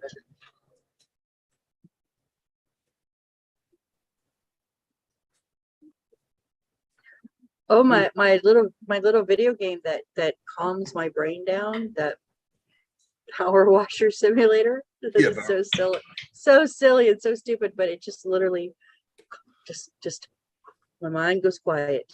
Yeah, power washer. Yeah, I'm on this one, so I'm doing the career mode, and it's like this, I don't know, even Aztec temple or something. Oh my God, it took me 2 fucking days. 2 days to get this fucking thing all clean. And I finally got it clean, and I was like, job complete.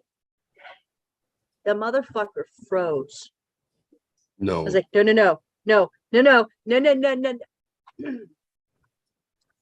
I turned it off, restart it, and I restarted it, and it's at 23%.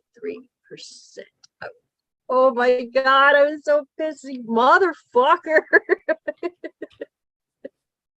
So I'm still working on the goddamn Aztec temple. That's awful. 2 days later. I was so pissed. I didn't even play anymore. I was just like, through the control. I was like, fuck it, I'm done right now. I'll let my brain go crazy because I can't deal with this shit. I was so mad. Oh. That's garbage.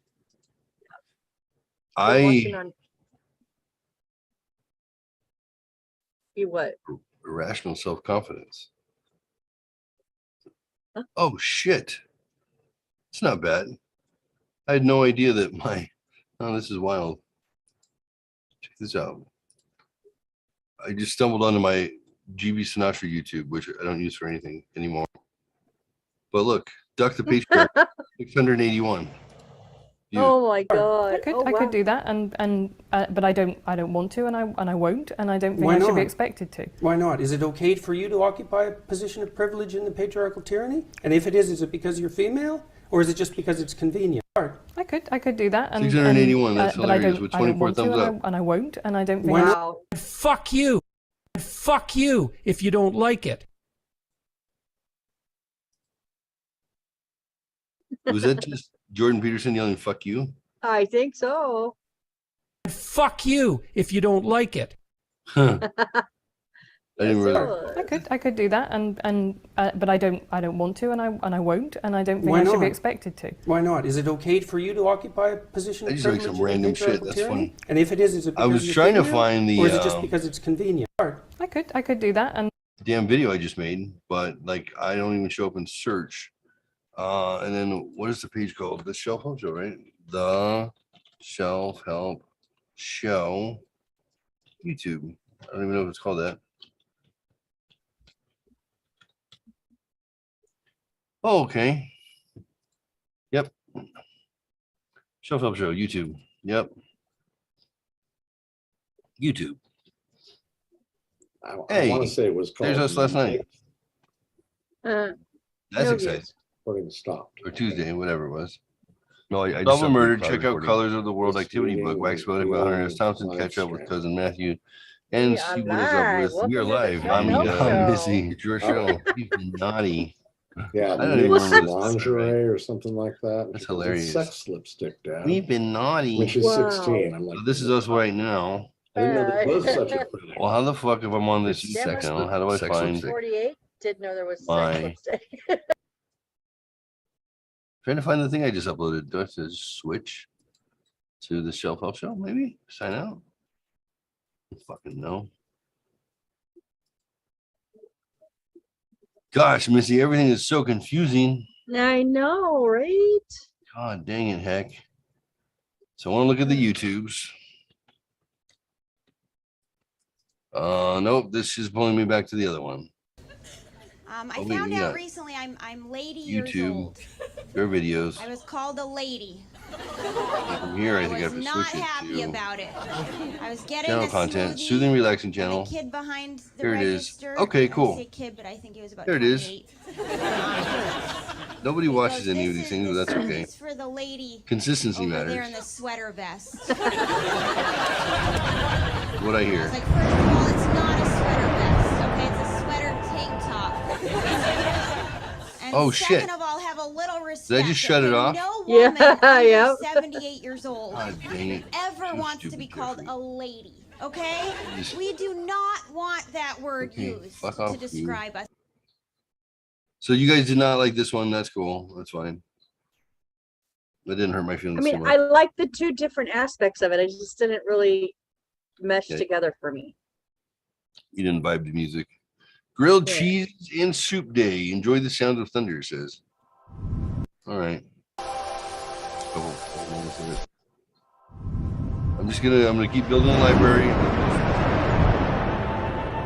Build that library up. Yeah. And yeah. You know, Jeff Coy and I came up with a different project and that we started doing No. on Sunday's show. Instead of talking about Star Wars and shit like that, we're talking about I can't hear you. your mother.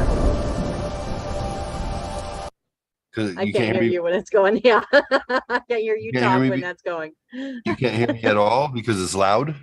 Yeah. The thunder is really loud. Oh, okay. This is why you're supposed to wear headphones when you broadcast. Oh, shit. Okay. Let's see.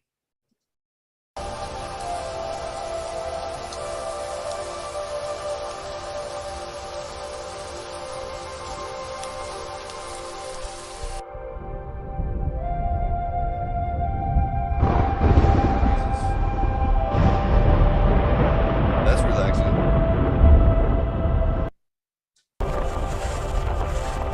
I don't know if this is relaxing or it feels like the end of the world. Wait, play it for another. Go on, a little bit more. Give me a few more seconds. What? See, I actually like that because if it continues like that, so the thunder is there, but the rain is not, correct? So wait, say Or do again? you, the thunder is there, the thunderstorm is there, but is there rain? A little bit. But it's the I intersperse more thunder, I think. So some of it is rain and thunder, but the thunder is louder. And with the music bed, even at 25%, it's a little louder than the rain. So you would like just thunder. Yeah. See, I can't listen to anything with rain because it makes me have to go pee every 20 minutes, and then Oh yeah. that does not relax me.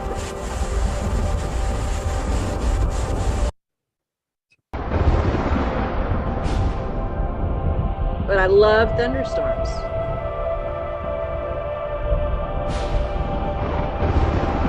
Right outside of a prison in New Mexico.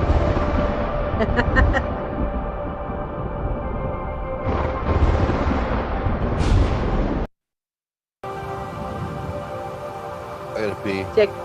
Yeah, I couldn't listen to that.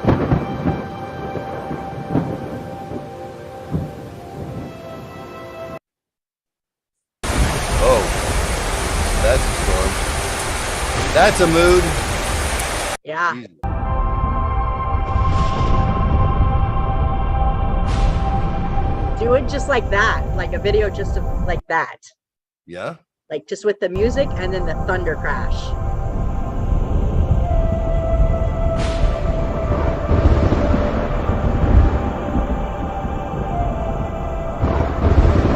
Jesus. Fuck. That's loud.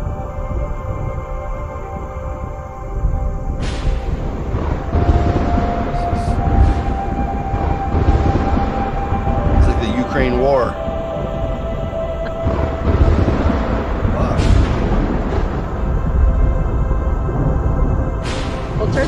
down a little bit on the video.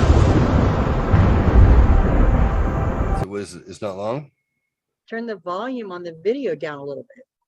Oh, I was enjoying the pain. Oh. It's a little better? Yeah. See, if you did like an hour or something of just that there, I would put that on. Oh, look at this one. Like, this is amazing. Isn't that amazing? That's amazing. wow. Yeah, it is. Like a dragon going through the clouds, what it looks like to me. So take the music out and just do lightning and thunder? I mean, either or. You could. The music's fine. It's just the rain sounds that I would not watch it for. Yeah. But even one with just thunder sounds, like with no music, even that would be awesome. Thunderstorm and dark. Yeah, something like that. I would turn on if I was just sitting in my room in the dark reading. Yeah. Like that's when I would love to have just the thunder cracks. That would be amazing.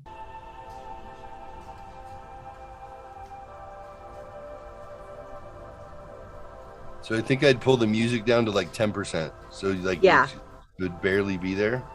Yeah, just have it as a. It would just pick up instead of so you didn't have just silence. Right, right, in between the thunder, yeah. That would be perfect.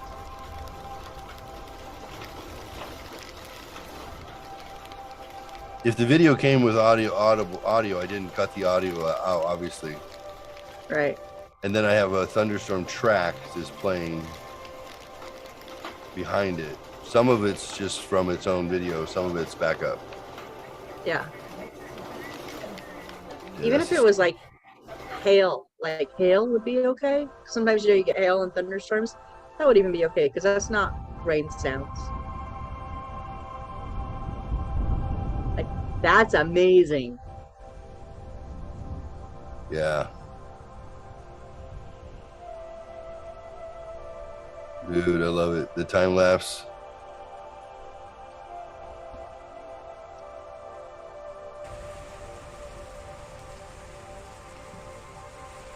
He's gonna get hit. You should do a couple of them like just black screen also, I think. People are really interested in having this type of audio, but they want it at night when they're trying to sleep. And like I've seen so many that are just black screens. Yeah. I've used more black screens than I have ones like this. Yeah. Same. Yeah. I like the noise. I don't want the visual, but that's amazing.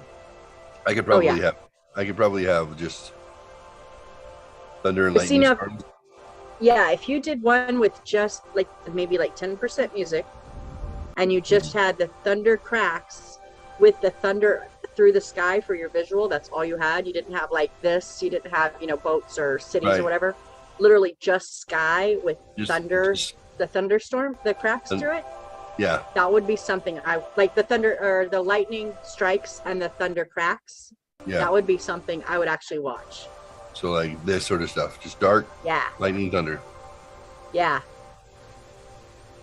Yeah, because I wouldn't mind the room lighting up with the thunder cracking. Right. Like that's what you would witness outside. Right, but you're not from a car inside a car window, or you're not having that extra, like things like this. You're not going to have that extra sensory input. Right. But this would be that. Yeah, that. But you layer in some thunder cracks on top of that. Like some heavy cracks. That would be so awesome.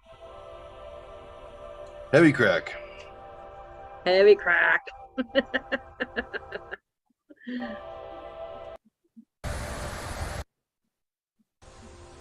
See, but I've learned it's not as simple as it sounds, and I know that because I've tried a few things.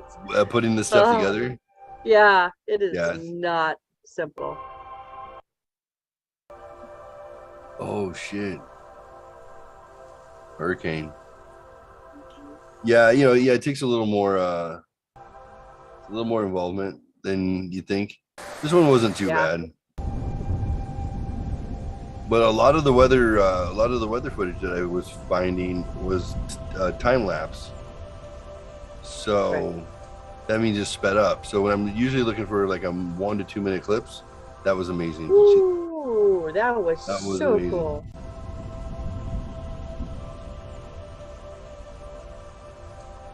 Do it again. Do it again. Yes. Since a lot of it was time lapse, it was hard to get longer, more footage. Right. So by the time I got an hour of it put together, I used everything 3 times. Right. And then just try to change the sequence up a little bit. Yeah. And I probably downloaded 80 video clips. Damn.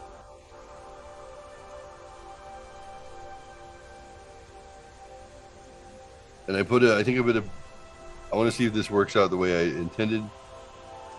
But I put up the name and then a thunder crack at the end, and then music out. I want to see how it comes across. I think I put in a manufacturing. Hmm. There we go. Ah, that's amazing.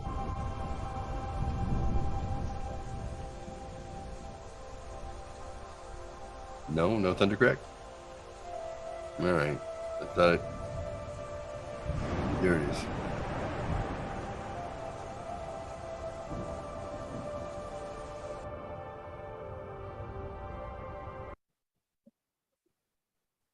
Yeah, I'm sure if this gets out there, I'm sure that would become popular. So many people are looking for stuff like that. I'm just picky about some of my shit. Like, I have very particular ways, things that I do want to watch and things that I don't want in there. So No, don't listen to me. I appreciate I appreciate your opinion. Actually, it matters. I mean, people who utilize this stuff is what I want to hear from. So yeah. Anyway,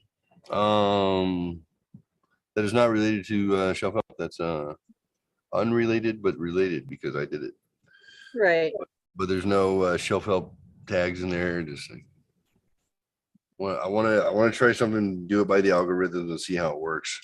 The one Jeff Coy and I came up with was no bull news. No bull. I showed him how I got my 7-second clip, which is actually I should have shown you guys a 7-second clip, which is Jordan Peterson saying the narcissist has the confidence with his confidence to be competent, but not confident. How the fuck does he say it? It's this great tag. He's talking about narcissistic personality traits and how the narcissist has fake confidence, but without the competence. Like they'll fake. Okay. Right. So I'll have the attitude without the skill, and then on top of that, will basically do anything in their power to take credit for things that were not theirs in the first place. Right. And then take away credit from you if they can. So I did this one little blurb. I filmed one of my rats, and I said like narcissist rat is what I put on it. They got like 400 or 500 plays on YouTube. And then I did another one that was like 15 seconds. Got like 100 plays. Then I did another one, same idea, still Jordan Peterson, but I didn't put his, I used his voice, but I didn't use his name. I didn't try and brand that way. Just like, what do you do with a narcissistic rat? What do you do with a virtue signaling rat? So I did a couple just to see how they played. They didn't. The other ones didn't really play.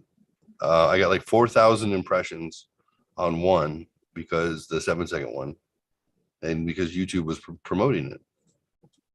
So I was like, that's crazy. And they got like a 5% click-through rate and like a 1% participation rate, which is not bad based on YouTube stats. So I was like, that's crazy. We were talking about it.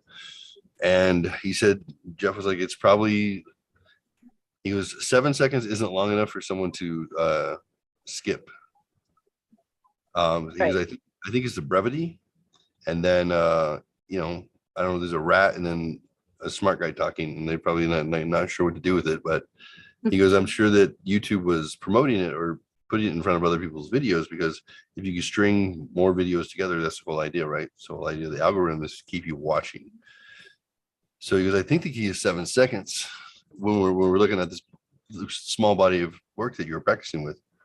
I say, you're probably right. And then I was like,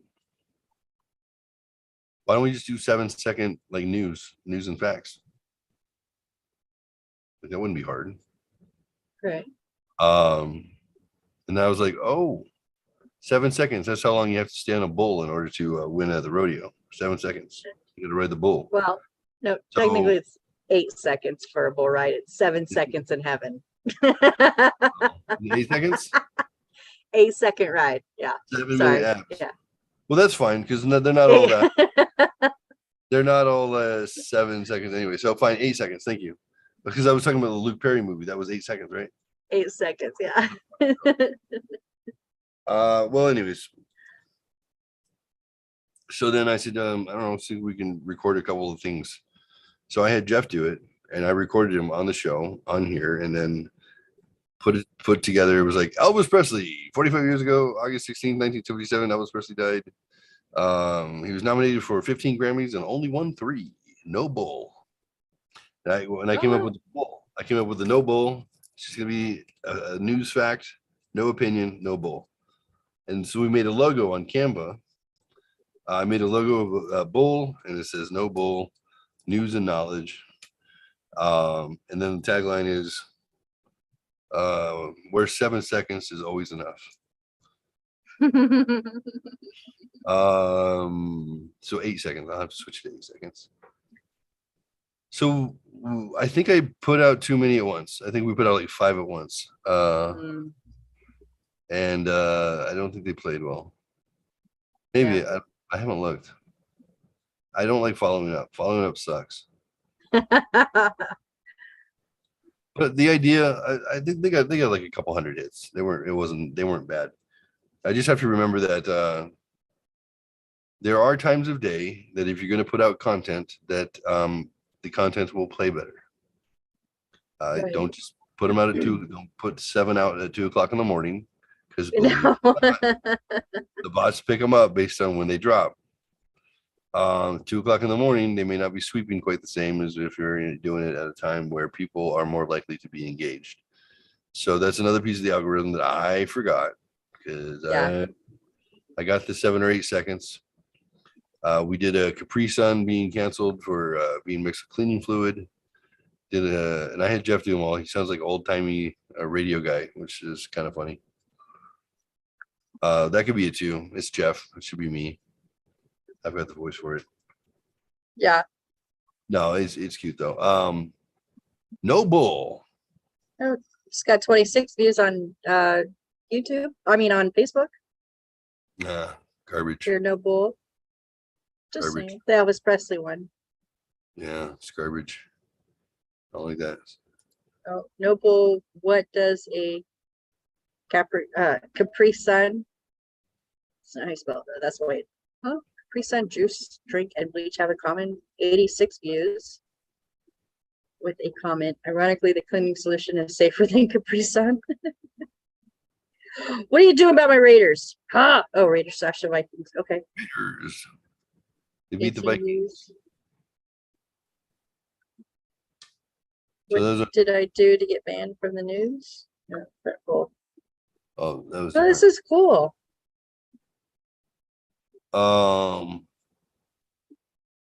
So yeah, I dropped them on Facebook also, but again, without thinking about timing. When are they more Right. likely to be utilized? So look, here are the rat ones, the rat shorts. Narcissist rat, 443 views. What do you do with an uppity rodent? Narcissists have the confidence of the competent without the competence. Narcissists have the confidence of the competent without the competence. Narcissists, you guys have, as far as I can tell, you guys have something to sell young people. Narcissists, you guys have something to sell young people for the first time that I can remember. and that's responsibility. The left is selling freedom and rights. It's like, well, yeah, where's the other half of the story? Freedom, you know, that's freedom to drown. I mean, I've got nothing against freedom, obviously. You guys have something to sell. As far as I can tell, if we got our act together and actually wanted it, instead of wanting to burn everything to the ground in an orgy of guilt-ridden self-destruction, we could set up a world in 15 years where absolutely everyone had plenty to eat. And as far as I can tell, if we got our act together and actually wanted it, instead of wanting to burn everything. The woke nonsense that insists that the mere reflexive act of feeling sorry for someone constitutes a moral virtue is an attempt to claim a reputational status without having to do any of the work whatsoever to be the woke nonsense that insists that the mere reflexive act of feeling sorry for someone constitutes a moral virtue is an attempt to claim a reputational status without having to do any of the work whatsoever to. So that was my foray with the rat thingies. I don't know if I'll do them anymore, but maybe. I thought they were kind of cute though. Yeah, You guys have something to. Narcissists have the confidence of the competent without the competence. Narcissists. How did that get 443 with 4,000? yeah. Because I Wow. hit the algorithm correctly. So you hit that Yeah, algorithm, for and they'll advertise your stuff. For sure. That's cool. No bull. August 6, 1991, a new project is developed by scientists to help ordinary people use this new invention called the Internet. It's called the World Wide Web Project. No bull. No bull. Elvis that's Presley cool. died August 16th, 1977. That's 45 years ago today. He only won 3 Grammys out of 14 nominations. No bull. That's a nice little tagline. I like it. August 6th. Was that That's a nice tagline for it, for what you're doing there. I like it. the no bull? Yeah. Yeah, I thought so. Elvis Presley died August 16th, 1977. That's 45 years ago today. He only won 3 Grammys out of 14 nominations. No bull. No bull. Hmm. So yeah, I kept the August wanted to be 14, consistent. 2022, the Las Vegas Raiders beat the Minnesota Vikings 26-20 in their first preseason game. The term Raider Nation came from superfan Jim Hudson in the 1990s. No bull. Yeah, but you definitely need to change that to 8 seconds on the little logo thing. What's that? I just caught, so when the logo flashes up, it's so quick that I just now saw that you do have, you have 7 seconds, which is kind of funny because 7 seconds is non-qualifying. So I'll change the logo, bitch. You try and be such an amazing content creator. Just saying. No, I don't know. We came up with that on the slide on the show, and I was like, all right, let me show you how audiomass.co works. Let me show you how. He's like, okay. That's cool. I'll do the editing. I'll put it together. I'll slap them together. We got off the show. I was like, I need to go to sleep. Instead, I put 3 of them together right away. Of course you did. Of course you did. Yes. Because why not? Why not? Damn, is it already that time? It is that time. Can you believe it? Ooh, it is.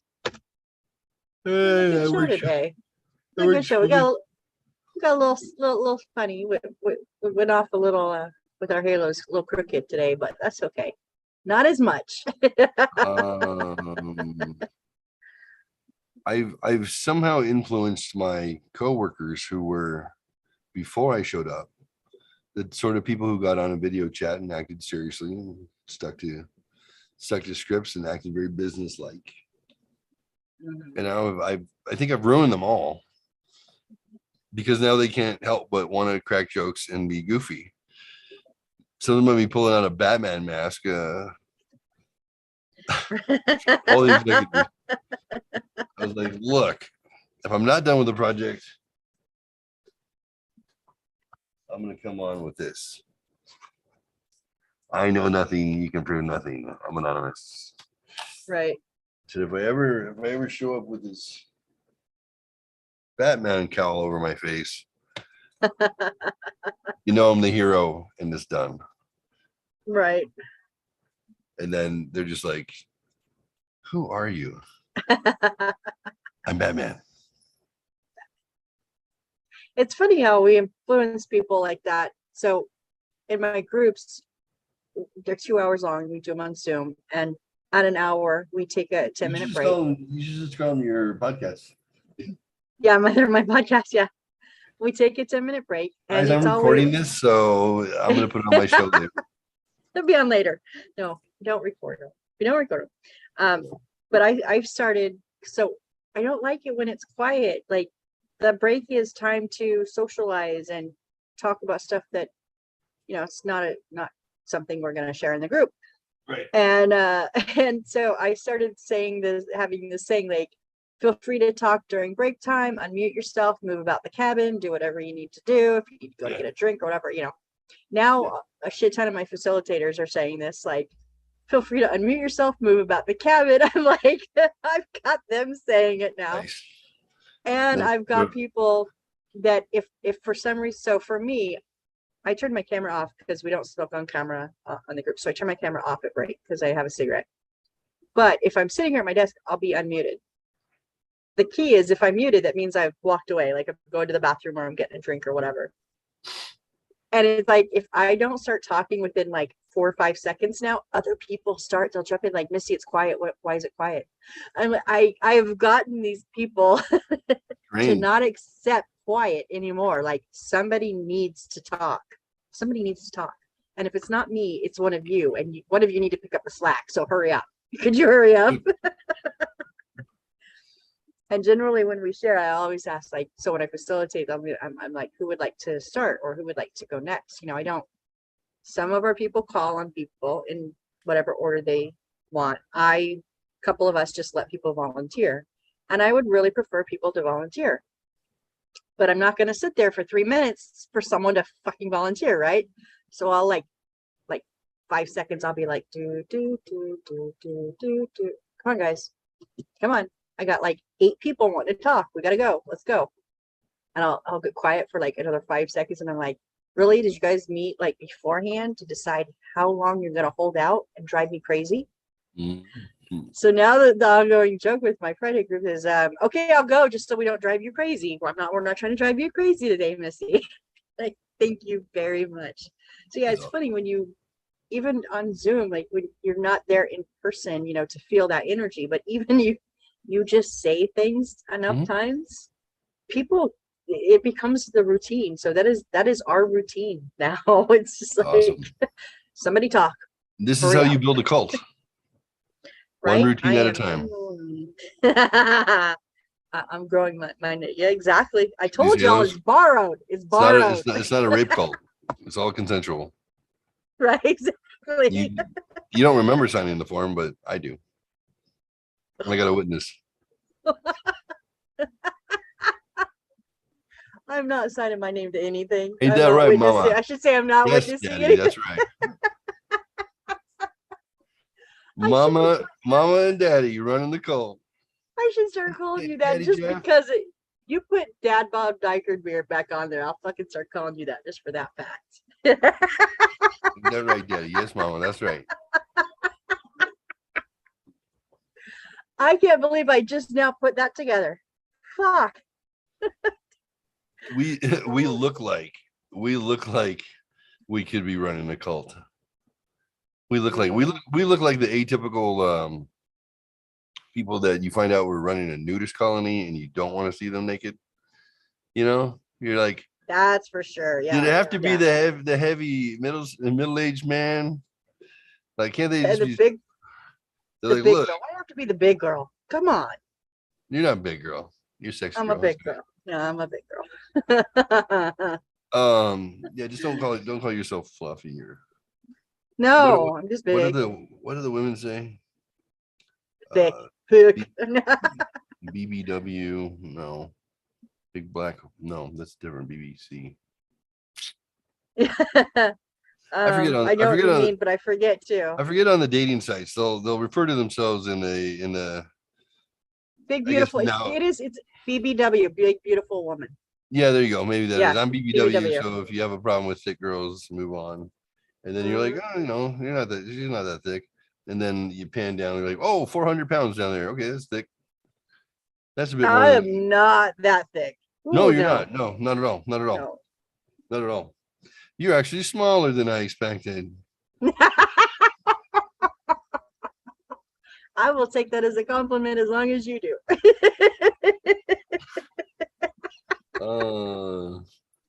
Just not as tall. Oh. You could have never fit what my brain told me. You could have unless you were 8 foot tall. No, you would have never been able to, be there. A giant personality. Now you see me next to Rebecca. I look like a giant. Yeah, it's true. Did Julie ever send you a picture of like the 4 or the 5 of us at that the weekend? I've asked her and she didn't ever send me one. I want one of all of us. Please ask her and then send me one. I could have sworn that I had Darian take a picture of us.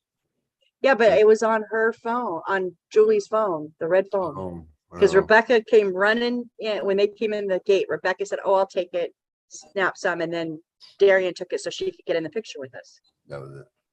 Yeah. I thought he had my phone. It was just like, here you go. I don't know what happened. No fucker. Go to your room. I can't believe I didn't take any pictures. You're not my I took dad. pictures of the landscape, but You're right. Your dad wouldn't kick your ass. I will.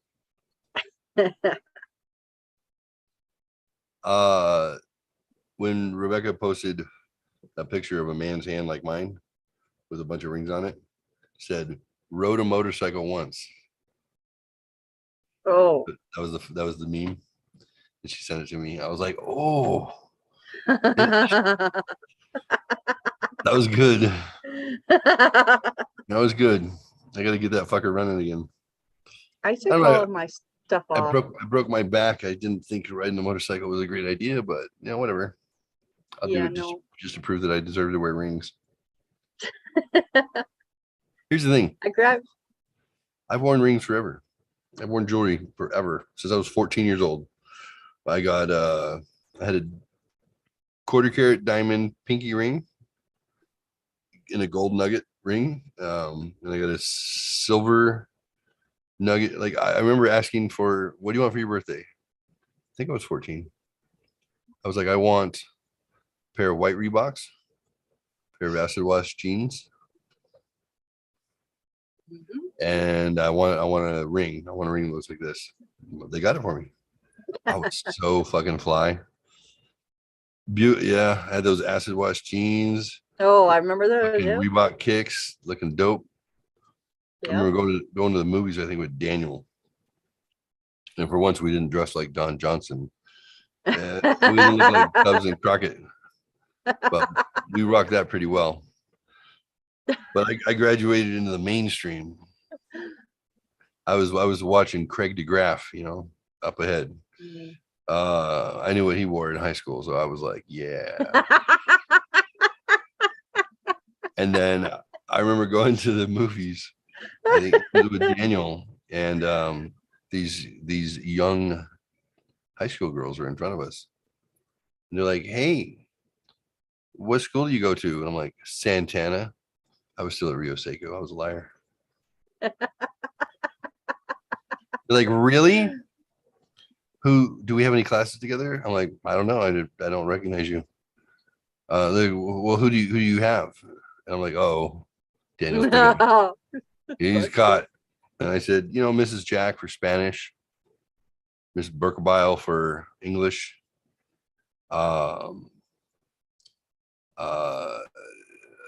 Who the fuck was next? Mr. Rowe for algebra. They're like, oh yeah. No, we had him last year. You're a freshman? I'm like, yeah. Like, cool. We'll see you around then. I was like, yeah. And Daniel's like, how did you do that? I have a really good memory. I know all the teachers my sister had because she would talk about them. Right. Yeah. I just took a chance. They're still there. He was like, smooth. You're going to hell for lying, right? I'm like, yeah, I know. Halos. No, we're not. We got halos. Halos. I like this. So do I. I'm I'm go ahead. wearing mine all the time from now on. I'm seeing potential themes. Like half hour, we're gonna wear the fucking burglar outfit. All right. Now let's get into our burglar stories. Let's talk about the time who stole shit. Right? Oh yeah. I think We could do that. Choose Do my little, like, do a little like 15 to 30-minute segment. So me, you, and John, we all tell a story. They're like 5 to 10 minutes long on a different theme. Yep. All right. Flower in my hair. No. Bats. Oh, I don't know. What is that? Those are like Moths on my face, but maybe moths. butterflies. I don't know about that. All right. Tell me the time you were cross-dressed and you felt kinky. Ooh. Yeah. Smoke some weed and listen to the Beatles. More goggles. You can tell my scuba dive. Never been. Trip. Is this Oh, I scuba? can tell my no, the one before was scuba. That's VR. That one is 3D. I have a story for all three of those. Oh. Tell me about the time where you convinced your dad that you needed a beret. How about you convinced your dad that you needed a Stetson and he wouldn't buy it for you, so you went and bought it yourself for $100 for your $200 paycheck, and you realized you didn't like it, and you asked him to return it for you. Oh. And he did. And he goes, I said, what did they say, Dad? And he goes, they said, we don't rent hats. Which is sweet. Thanks. I knew it was going to be awkward. Tell me about the time you worked for Mustache Pete. He was in the mafia, and how you don't ask them about that, or you're going to get in trouble. Right. Yeah.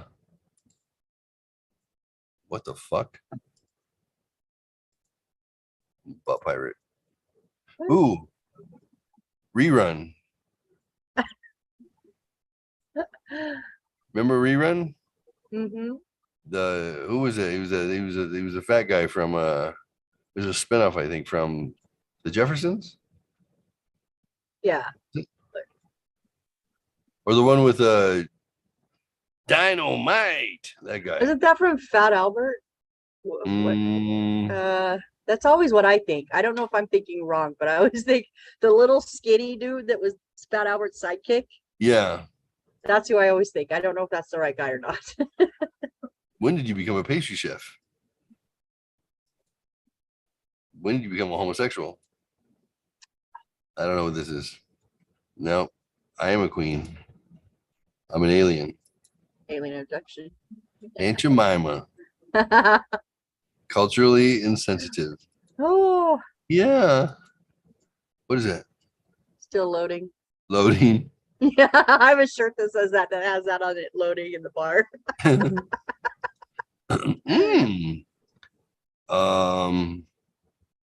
What is this?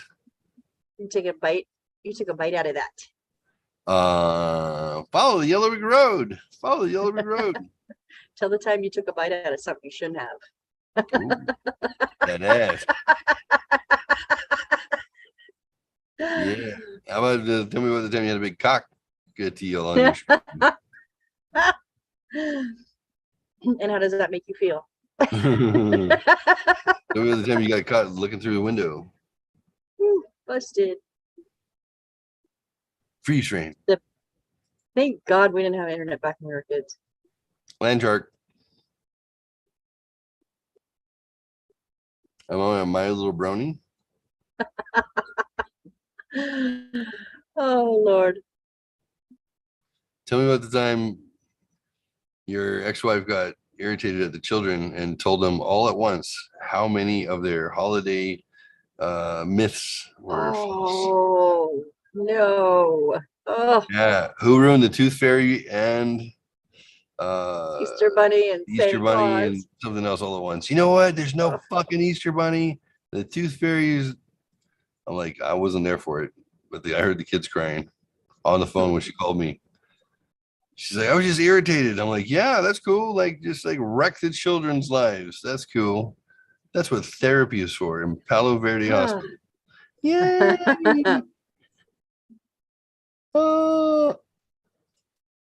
Cheetos. I want a Cheeto. Or Every time you stalk that prey. Beauty and the Beast. Reminds me of the guy's face, Ron Perlman's face in Beauty and the Beast. Yeah, but yeah. Hey, tell me about how these are bullshit. And these. A Zoom hat. That's dumb. A pizza party hat. Pizza party is maybe this is full size on somebody else.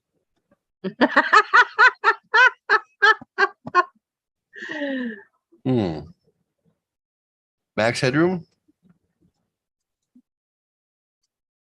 I don't know what this is. Christmas is fake. Huh?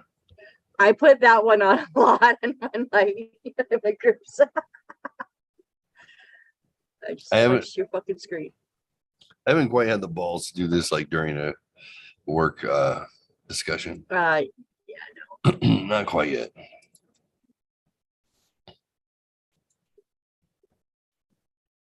This is frightening. That was the time everybody laughed at you. Why does this remind me of the Twilight Zone? Help me! Oh, it does. Help me! Last Action Hero. I don't know what that is. Is this something gay? What is this? Just a frame. Zoom 10. All right. Well, golly gee. That'll be fun for next time. I actually did go on to an executive meeting the other day, and somebody goes, "Hey, have you seen the new avatars?" And I said, "Huh? No." What are the new avatars? The guy's like, "Check it out." I was like, I don't know if my version has avatars on it. You want to hear some puns? No. Oh, the puns are the best. I don't know why John hates puns. He hates them. Oh, he hates them. Or does he just hate me? No, he said very specifically tonight. Tell Jeff I don't hate him. Like 2 or 3 times. Tell Jeff I don't hate him. Is it because I'm Jewish? I'm like, what did you do to piss him off? Yeah, what did you do? I don't know. Well, he pissed off Rebecca a little bit on Saturday, but she was just ready to go to bed. A whole lot more than a little bit. Oh, he pissed her off big time. What was he saying? I don't remember. Well, she leaned forward to like resit somewhere, and honest to God, she did. She not nipples, but she flashed a lot, and she was trying to readjust on her bed, and I don't remember who said it, but somebody was like, "Oh, thanks for the full Monty," and then John goes, "You're just pissed off because we weren't paying attention to you for 3 seconds." Because you guys were talking to me, and I had been spotlighted me, and he goes, "Yeah, you're just pissed off that we weren't paying attention to you for 3 seconds." I was like, "Oh, you done fucked it." Oh my God. No. I texted him right away. I was like, "Oh shit." She immediately went off, and I was like, "You done pissed her off." Okay, I remember that now. Yeah, that makes me the asshole too. She was pissed. I could see it in her face. Yeah, we got in a bit of a conversation. Oh. Yeah, and I was like, "Why? What? Why are you so angry? You're an angry little elf." She came back though.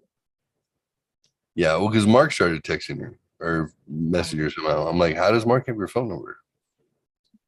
Like Facebook, he's on Messenger. I'm like, "Oh, okay, yeah." You like blue eyes. John said, so Tuesday when John disappeared, I texted him. I said, "Did you go and pass out?" And then the next morning I get, yes, I did. So tonight he called me. We were talking, and he said, "Yeah, he went over and he set up the CPAP machine, and he says, and he didn't. I don't know what he says. He just thought, I'll just lay down for just a minute." I just started laughing. Yeah. And he goes, and I laid there on the bed, and I heard you guys in the background, and it just like lulled me. Your guys' voices just lulled me. And he goes, The next thing I know, I woke up, it was 5 a.m. I had a hoodie on. How the fuck did I get a hoodie on? And I had to go pee. I said, we watched you put the hoodie on. You walked back to your suitcase, got the hoodie, put it on. Yeah. And then you disappeared. Funny. Yeah. I have a couple of shows where Jeff Coy fell asleep and another one where Matthew fell asleep. And they both were out for like an hour on camera. I remember. Snoring. That was great. I think you were there for both of them. Yep, I was. And you started to fall asleep the other night. Was it Saturday? Mm-hmm. Yeah. I was like, no, he's kidding. At first I thought you were just joking, like telling us like, let's wrap it up. You were tired. And I'm just like, and then I was like, wait a minute. And nobody's saying anything. And I was like, Jeffrey, is he asleep, you guys? Jeffrey. And I go, Jeffrey. And you're like, oh. And when you jerked up, I was like, oh, I think he really was starting to fall asleep. This is how I fall out of my chair and hit my face on things. Because I literally just put my head down. I know. And you were just gone. Like so fast. Just black out. Just out. Because I run myself ragged, so I just went out. Yeah. It's like, okay, it's time to wrap it up. I've been on the phone while I'm working with Rebecca. We'll be chatting while we're both working, and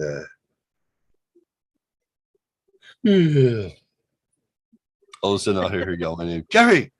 Huh? You fell asleep? Really? No, I didn't. No, I'm good. I'm good. She's like, you're not good. How do you know I fell asleep? She's like, because you snore. I was like, oh, always? Always snore? Fuck. Gotta get that damn CPAP machine out, I guess. That sucks. Well, in San Diego, she's like, yeah, so I came out to find you and you couldn't sleep. So I came out and you were in the backyard on the chair and just like out. And I was like, I know the pain was awful and I was fucking sweating from the pain and I couldn't get comfortable in the fucking bed and I couldn't fall asleep. I couldn't stop. So I went outside and I put on a podcast. I poured about that much rum in a glass. I just drank the rum. I went and I sat outside and everything finally relaxed. Like I'd been going like crazy all day and then the pain was incredible because I'd been running around airports and shit like, yeah. And she's like, I know, I came and got you. And then you're laying in bed next to me, snoring, smelling like a brewery. She's like my two favorite. I was like, yeah, it was hot. She's like, yeah. I was like, she's like, nah. Nah. She's like, nah, this isn't gonna work. She's like, I tried to go sleep on the couch. I was like, you left me? She's like you would have noticed.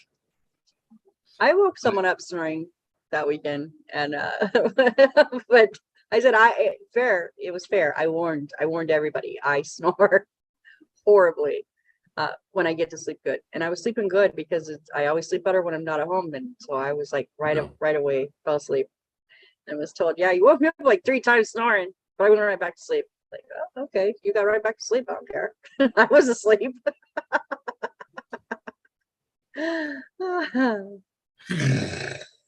Yep.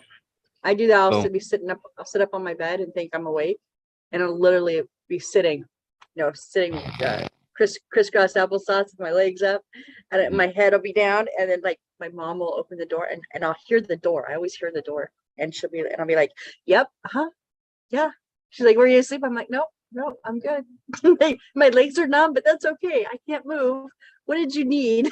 I'm awake. I told you that last weekend, I fell out of my fucking chair into my ceiling or into my box fan without the cover on it. I think it's healing. I had a cut. A cut on my nose. Maybe the scab came off.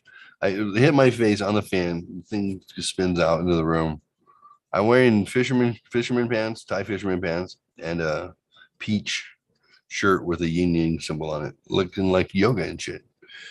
So I'm kind of crisscross on the floor, and I hear Hunter come out of the room. So he's like, Dad. I'm like, yeah. What are you doing? I'm like, just some yoga. I'm on the floor in the living room. He's like, oh, okay.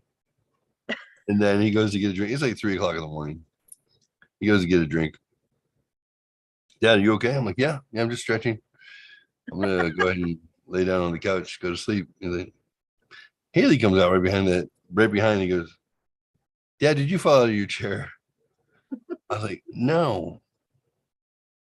Why would you think that? I No. look back and the fucking chair is sideways, pushed underneath the desk. That should be the dead giveaway. The fucking legs of the chair are up in the air and I'm on the floor. The fact that I somehow recovered after breaking everything around me, falling into it. I've fallen into the rat cage 4 times. I'm not kidding. They don't even get scared anymore.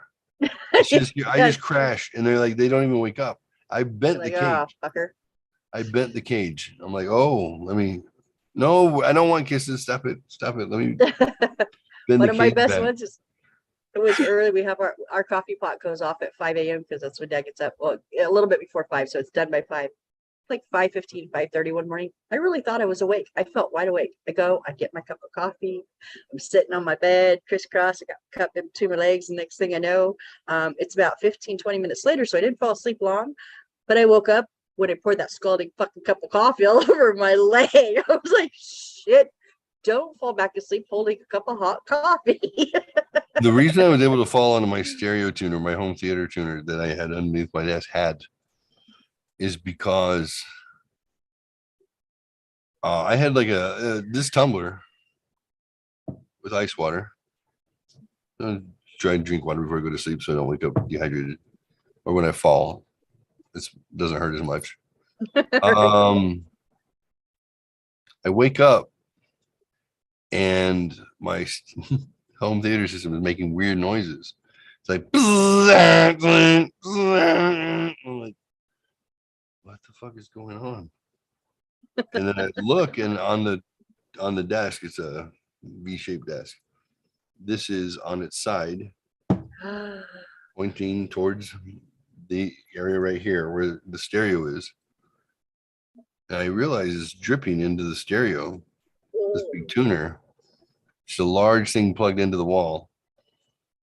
And that's what I'm unplugging speakers, thinking the speakers were the problem. Speakers, shut up, speakers. There's only 6 of them. And I'm like, oh, I just poured 32 ounces of fluid into a fucking $600 receiver. And and it was almost all the way dead. It hadn't quite shorted the last circuit.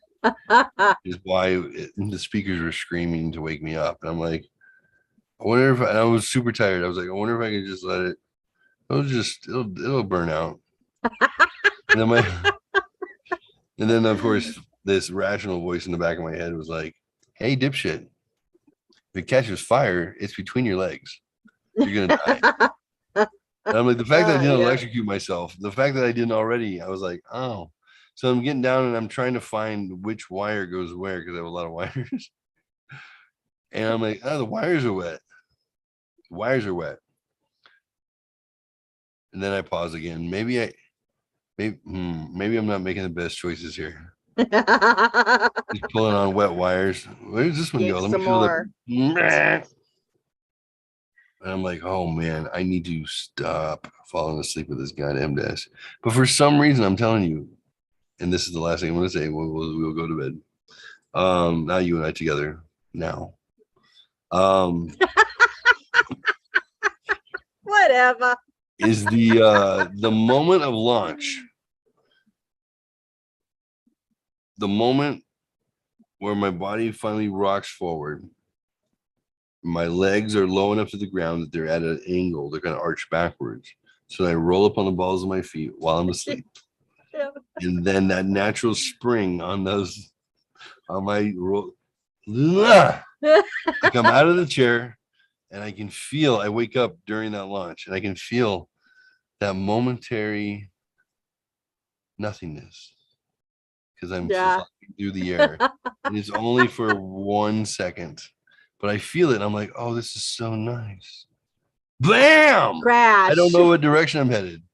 Right. I can slam my face into this desk, which I haven't done for a while, thank God, into a tuner, into a fucking fan, the face of a fan My face busted the fucking blade off the fan and it spun out and hit the wall. So I went back and I found it and I put it back on because I like the fan. I didn't put the cover back on yet though, because I like to tempt fate. Still, right. Let's try it again. I know that spring action you're talking about. I did that, although I was sitting on the edge of my bed, so my feet were on the ground one morning, and I again thought I was awake. Not always the case, obviously. And I woke up when I was at past that point of stopping, of catching myself, though. You know, so I'm almost in launch, but not quite. So I have like a split second of knowing what's happening, but unable to stop it. And I have this. It's called a pony wall. It's only like this wide. It's right next to me. Because my door is set back a little bit, so it has this little pony wall there. I fucking came across my room and smashed into that fucking wall. Beside it, there's no doors on my closet, so I could have hit air. Next to it is the inset door, which I could have hit air. No, I have to find this little fucking wall with my forehead. Oh my God. And I don't think I was like touch the ground until I hit the wall. Like, bam. I had a goose egg right at my hairline. It's right here. You couldn't really see it unless you knew, because it was so much in my hairline. But God damn, I had a headache for days, and I had to go to group and try to concentrate. I'm like, finally people were catching on, like, what's wrong? I'm like, oh yeah, you can't see it, but like it was like huge. I had this fucking goose egg on my head. Fell out of bed the other day into the wall. The very first time it happened was like 9 months ago, I think. And it was like 3:30 in the morning, and I woke up slamming my fucking head against the desk. And I did it 3 more times. Then I got up. Now I was late because I was tired from waking myself up. I got up, went to work. I was bleeding. I felt the blood coming out of my body. I ripped my earrings, my stud, my gauges through. Oh, shit. They tore out. I was pretty sure I got all the bleeding to stop. I was bleeding in 3 different spots. I hit the desk hard. Fucking hard. And I go into work and I'm like 5 minutes late. I'm like, hey, sorry I'm late. I fell out of my chair at my desk and it hit my head a few times. You say, how a few times? You didn't get your ass to bed after you fell out the first time? I'm like, but the bed was the desk and the chair, apparently. And he's like, you got to get your back fixed. I'm like, yeah, otherwise I'm going to die. And then I turn my head and he goes, oh, Jesus. I'm like, what? He goes, you're bleeding out of your ear. Like, not the ear hole. I had blood pulled. Oh, my God. All the way down here. And he's like, dude, go clean yourself up, dude. You look like a crime scene. I was like, oh, Jesus. Oh, that's intense. And he's like, God damn, what? How are you okay with this? I'm like, you know, statistically, divorced men die sooner than married men. This is by why. like 7 years. Did you know that? He's like, yeah, I've heard about that. I'm like, I understand why. I understand why. This might be a treat. This is my knockoff GoPro. Okay. All right. You know, it has a case that comes in, so like a normal GoPro. So I have a regular GoPro, and then I have this guy. I bought this for $30, I think, online because I was curious. I put it on my motorcycle, and I wanted to see if it was as good as a regular GoPro. And sure enough, it is. And when it's in this little case, it looks just like this. Well, it has a time lapse motion detector on it, and if you plug it into your computer with a little I found out like a year ago that I didn't know it had motion detector. I was just fucking around with it, and I wound up leaving it in front of next to my other cameras, just no thought. And then I'm on my computer and I find under videos all these sequential videos that are loaded on my computer. I'm like, what the fuck is this? That's crazy. There's like 300 of these things. I didn't realize that every time I moved, it would start to record me.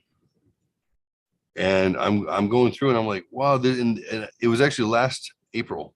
And it was when I was learning to do the coding, and I was up 20 hours a day, 22 hours a day sometimes, and then I'd fall asleep at my desk. So that's where the bad habit started, was learning, how to double my income, which it worked. So fuck it. Maybe that's why I still like launching myself. So I didn't realize this was the culprit. And I'm watching myself on these videos, kind of like from the side. And I'm like, dang, did I just smoke a joint? Like, what was that? I don't remember doing that. Or, like whatever, picking my nose, or on the internet, like I'm coding and anything. I'm like, that's crazy. I'm going to delete them all right now. Because I'm like, it's weird. Well, I plugged it in 2 nights ago. And then I put it up here, hanging for my light. There's a little cover.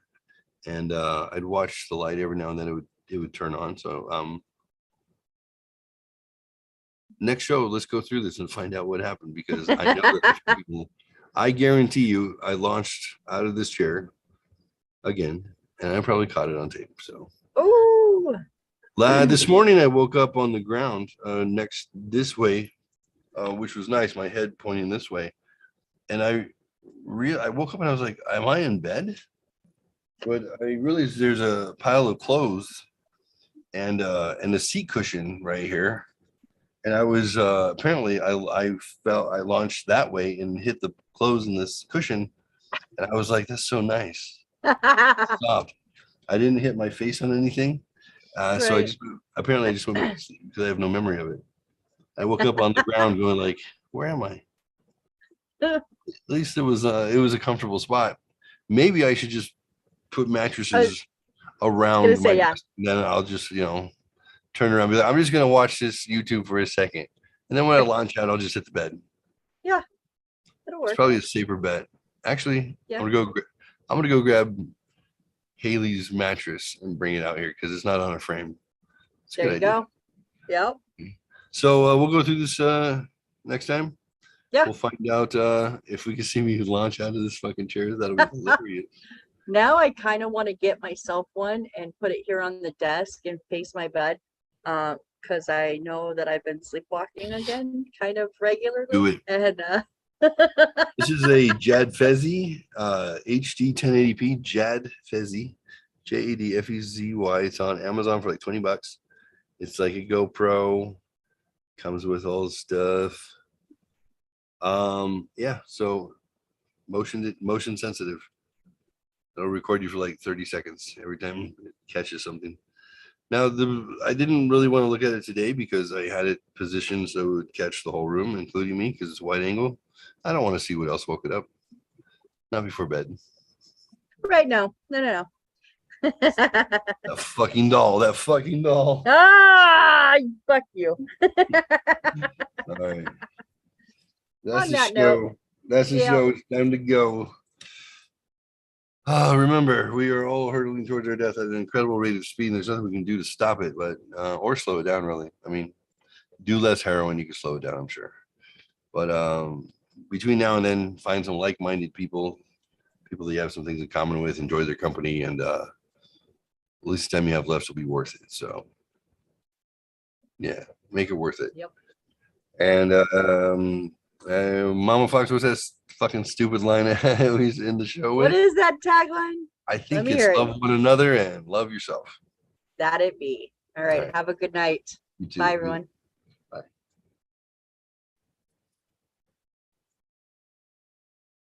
That's the secret. Don't fall asleep in your chair. Okay, I won't.